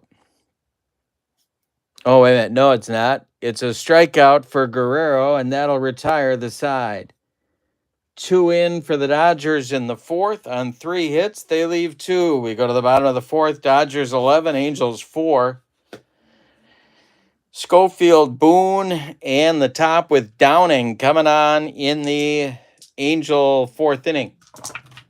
The delivery is a base hit for Schofield. Leadoff man on for the Angels in the 4th, and here's Boone. Dodgers looking for a twin killing. The delivery is strike 3 swinging. He got him on a bender. 1 on, 1 out for the Angels. Here's Downing. Double played up for the Dodgers. The delivery is going to be a hit to the outfield. See if the Dodgers are going to make this play. And this will be a to center. Is Bellinger going to get there? He is. Nice running catch for Bellinger. 2 down. Now it's Figgins. Sean is 0 for 1. He did score a run in the 1st. The delivery is swung on by Sean Figgins. And a ground ball to short. That's Betts. He's going to go the short way to Lopes, covering second to retire the side. Nothing across for the Angels in the 4th. We go to the 5th. It's the Dodgers 11 and the Angels 4. Garvey, Bellinger, Scioscia coming up in the Dodger 5th. The wind and the delivery by McCaskill to Garvey is a ground ball hit to short. That's Schofield. He throws to Baylor for out number 1. Cody Bellinger is up there now. He's 1 for 3. The delivery to him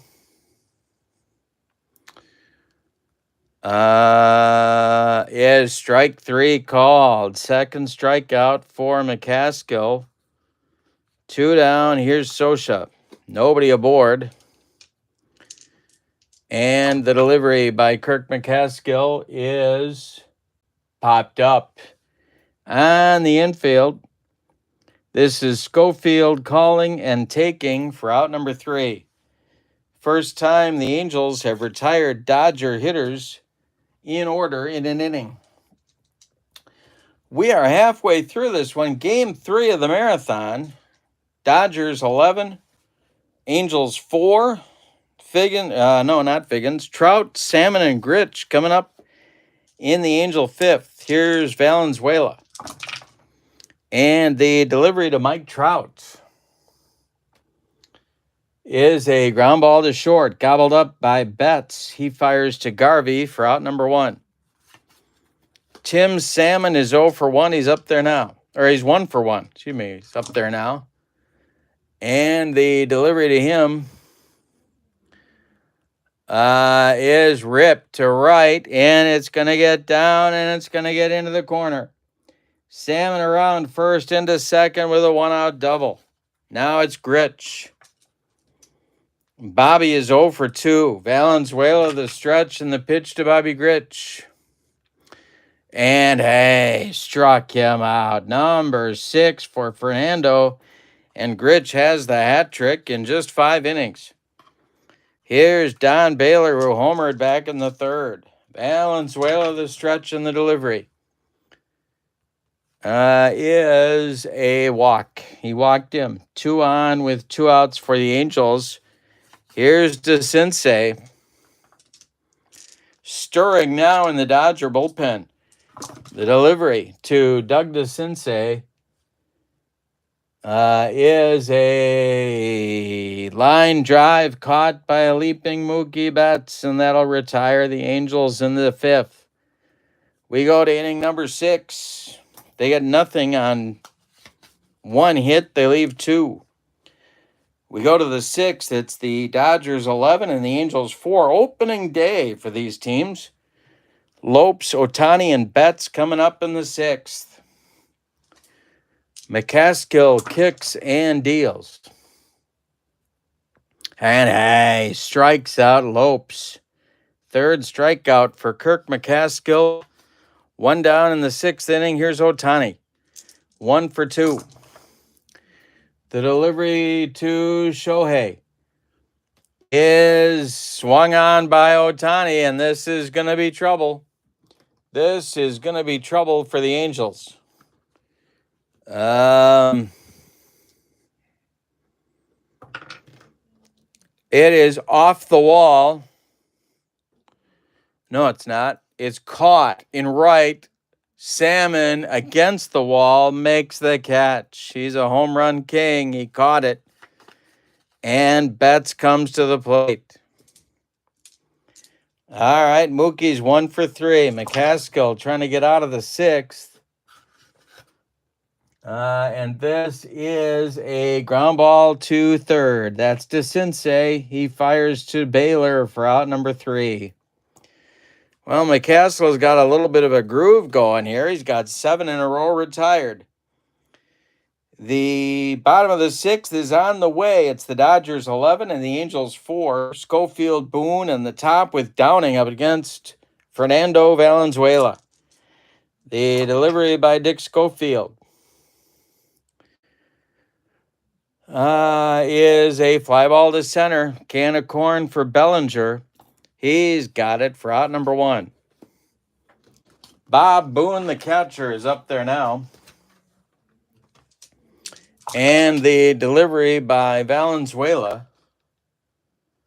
And I struck him out. 7 strikeouts for Valenzuela. 2nd time he's gotten Bob Boone. Now we're back to the top of the order with Brian Downing. On deck is Sean Figgins. Ryan started and got knocked out of the box, allowed 6 runs in the 1st inning. Downing up there now with 2 outs and nobody aboard. And he strikes out Downing to retire the side. Number 7 for Fernando. He's got it going on now, too. He's retired 5 of the last 6. And he's done more than that. He's retired 2, 4, 6, 8, 10, 11, 9 of the last 11.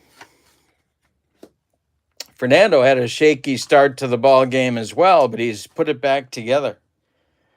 Meat of the order coming up for the Dodgers in inning number 7.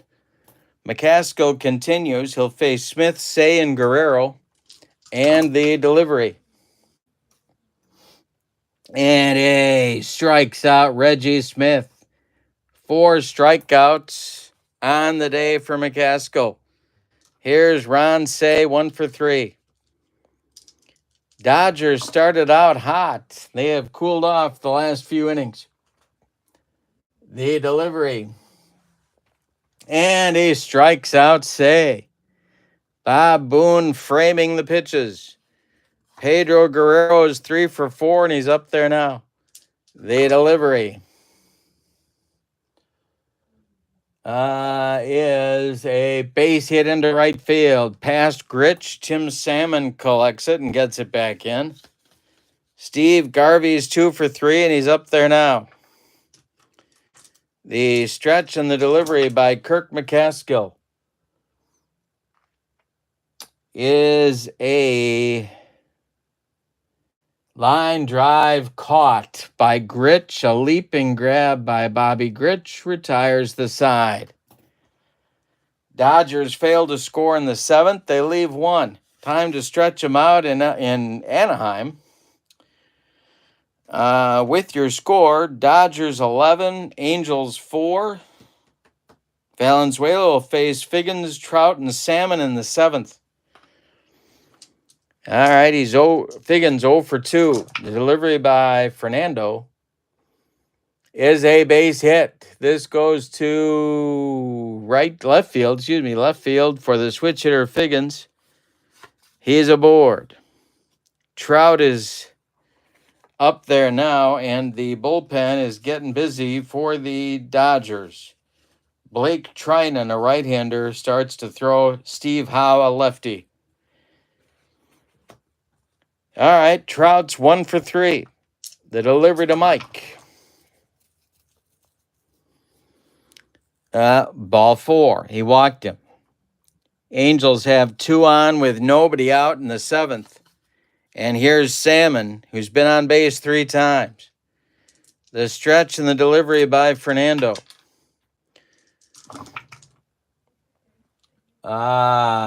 Is going to be a little tap on the infield. Ronsay charging, but just puts it in his pocket. He's got no play. The Angels have the bases loaded in the 7th.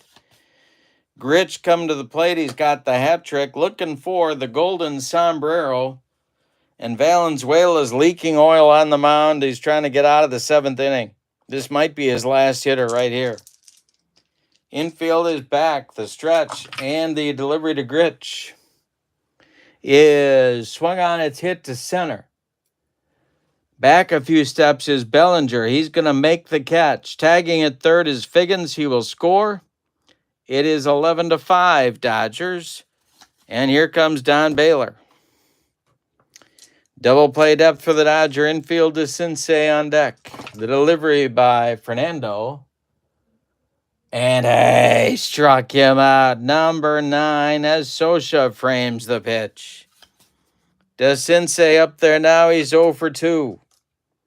2 outs. Angels need a hit. Schofield would be next. The delivery is a ground ball to short. This is Betts. He fires to Garvey to retire the side. Angels do get a run in the 7th on 2 hits. They leave 2. We go to the 8th. It's the Dodgers 11 and the Angels 5. McCaskill gonna continue here, I think. Yeah, he's gonna do the 8th. It'll be Bellinger, Sosha, and Lopes. The delivery by Kirk McCaskill to Cody Bellinger is popped up in short center field. Dick Schofield under it and takes it for out number 1. Mike Sosha up there now. He is 0 for 3. McCaskill winds and deals. And this will be ball 4. He walks him. First time aboard in the game for Sosha. 1 on with 1 out. Lopes 2 for 3. McCaskill the stretch and the pitch to Davey. And he struck him out. Number 6 for McCaskill. Now it's Ohtani with Sosha still at first. 2 outs in the 8th. The stretch by McCaskill and the delivery. And a base hit for Ohtani. This will send Sosha to third. Dodgers at the corners. Ohtani's second hit of the game. Here's Betts. Bullpen getting going now for the Dodgers. It'll be Rizal Iglesias. But for now, it's McCaskill against Betts. The stretch and the delivery. Is a Ground ball to second. That's Gritch. He sidearms it to Baylor, and the Dodgers are done in the 8th. McCaskill gets into and out of trouble. We go to the bottom of the 8th. Dodgers 11, Angels 5. I'm going to try and get one more inning out of Valenzuela. Yeah, it took a lot of duct tape. That's true, John. That is true. He's hanging on. He's almost been knocked out, but has made the pitches he's had to make. Schofield is due. He's 1 for 3, and I think it's time to look at the bench. And it's going to be Troy Gloss to bat for Schofield. Here in the 8th, leading off for the Angels. Boone is on deck. The delivery, and Schofield ends his day 1 for 3. The delivery to Troy Gloss is ball 4. Well, that's going to get Trinan and Howe up again in the bullpen. Boone comes to the plate. Dodgers looking for a twin killing. The stretch and the delivery to Bob Boone is a base hit to right field. Drops in front of Reggie Smith.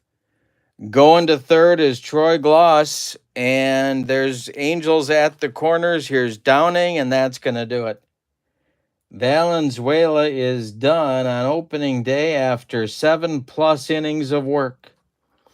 He allows 2, 4, 6, 8 base hits. He walked 3, 4, 5, 6. He struck out 9 through 187 pitches. And it's Blake Trinan time. An outstanding veteran setup man, Trinan was a key part of the 2024 Los Angeles playoff success. He's a right-hander facing Downing. Nobody's out in the 8th. Steve Howe continues to throw. Angels mounting a threat here. And Kenley Jansen starts to throw in the bullpen for the Dodgers. Downing at the plate, he's 0 for 4. The delivery to him is a ground ball hit to third. That's say he's going to go to Lopes for 1, and the relay to Garvey is in time for a rally-killing, soul-crushing, and around the horn 5-4-3 double play turned by the Dodgers. Scoring is Troy Gloss. And Sean Figgins comes to the plate. It's 11-6 Dodgers now, and Figgins the batter. 1 for 3. Trinan deals to him.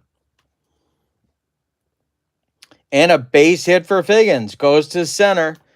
Drops in front of Bellinger. A 2-out base runner brings up Trout. The stretch by Trinan. Angels keep coming. The delivery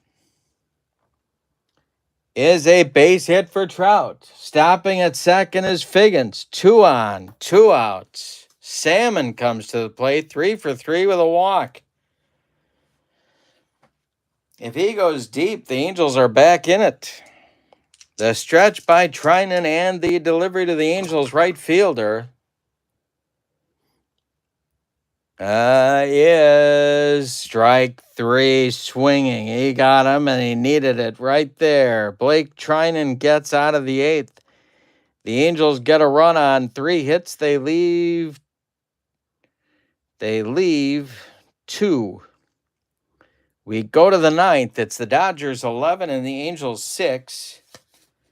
And it's going to be a new pitcher for the Angels. Raisel Iglesias will take over on the mound.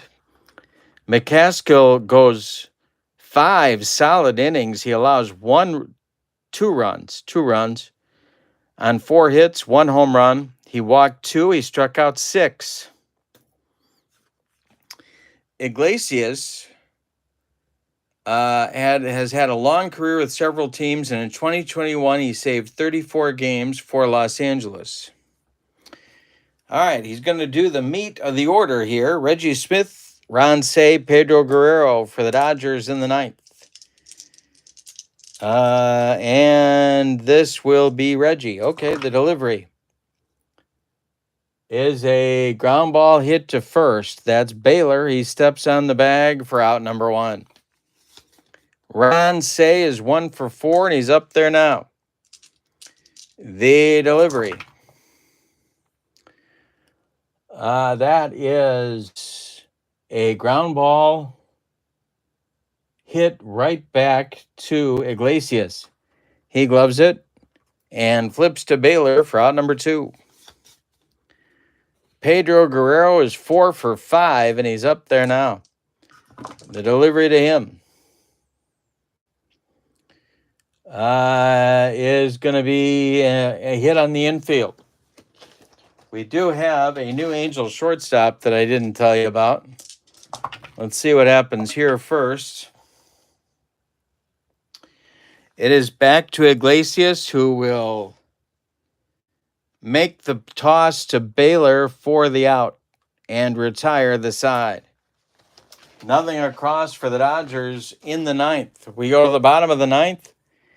It's the Dodgers 11 and the Angels 6. And